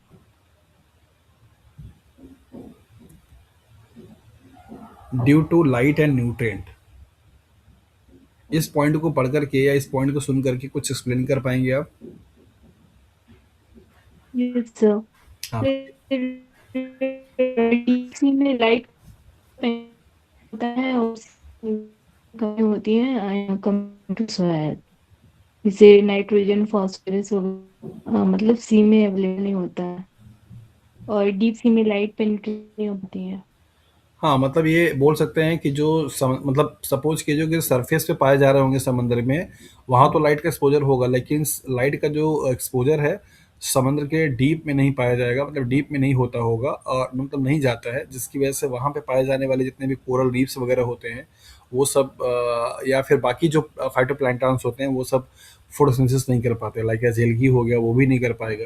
तो लाइट का एक्सपोजर समंदर के डीप में उतना अच्छे से होता नहीं है, इवन दो कि वहाँ पे एरिया बहुत ज़्यादा है और वहाँ पे ग्रीन मतलब कह सकते हैं कि फोटोसिंथेसिस करने वाले ऑर्गेनिज्म भी बहुत ज़्यादा हैं, राइट। और दूसरा चूँकि वाटर बॉडीज़ क्या है, एक ऐसे मूविंग चीज़ होती है, मूविंग बॉडी है, तो वहाँ पे स्टेबिलिटी नहीं है, तो न्यूट्रिएंट जो होते हैं सब मतलब फ्लो कर जाते हैं और उतना कंसंट्रेशन न्यूट्रिएंट का होता नहीं है जितना कि आप टेरेस्ट्रियल में दे पाते हैं, ठीक है, क्योंकि वहाँ पे प्लांट्स को आप सप्लाई करते रहते हैं। तो ये है। सेकेंडरी प्रोडक्टिविटी का कॉन्सेप्ट क्या है, rate at which organic matter is build by the consumers और हर्बिवर्स, ठीक है, जिस रेट से कंज्यूमर्स या हर्बिवर्स के थ्रू या उनके द्वारा ऑर्गेनिक मैटर को क्या किया जाता है, बनाया जाता है, उस रेट को आप बेसिकली क्या बोलते हैं, that is the secondary productivity के नाम से जानते हैं। तो ये था आपका पूरा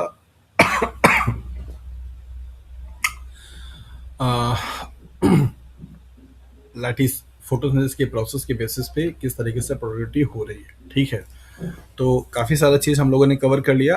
अगली क्लास में मतलब कल तो वैसे, एक मिनट पहले मैं इसको ऑफ कर देता हूँ, नहीं तो वीडियो की साइज़ बहुत लेंदी हो जाती है।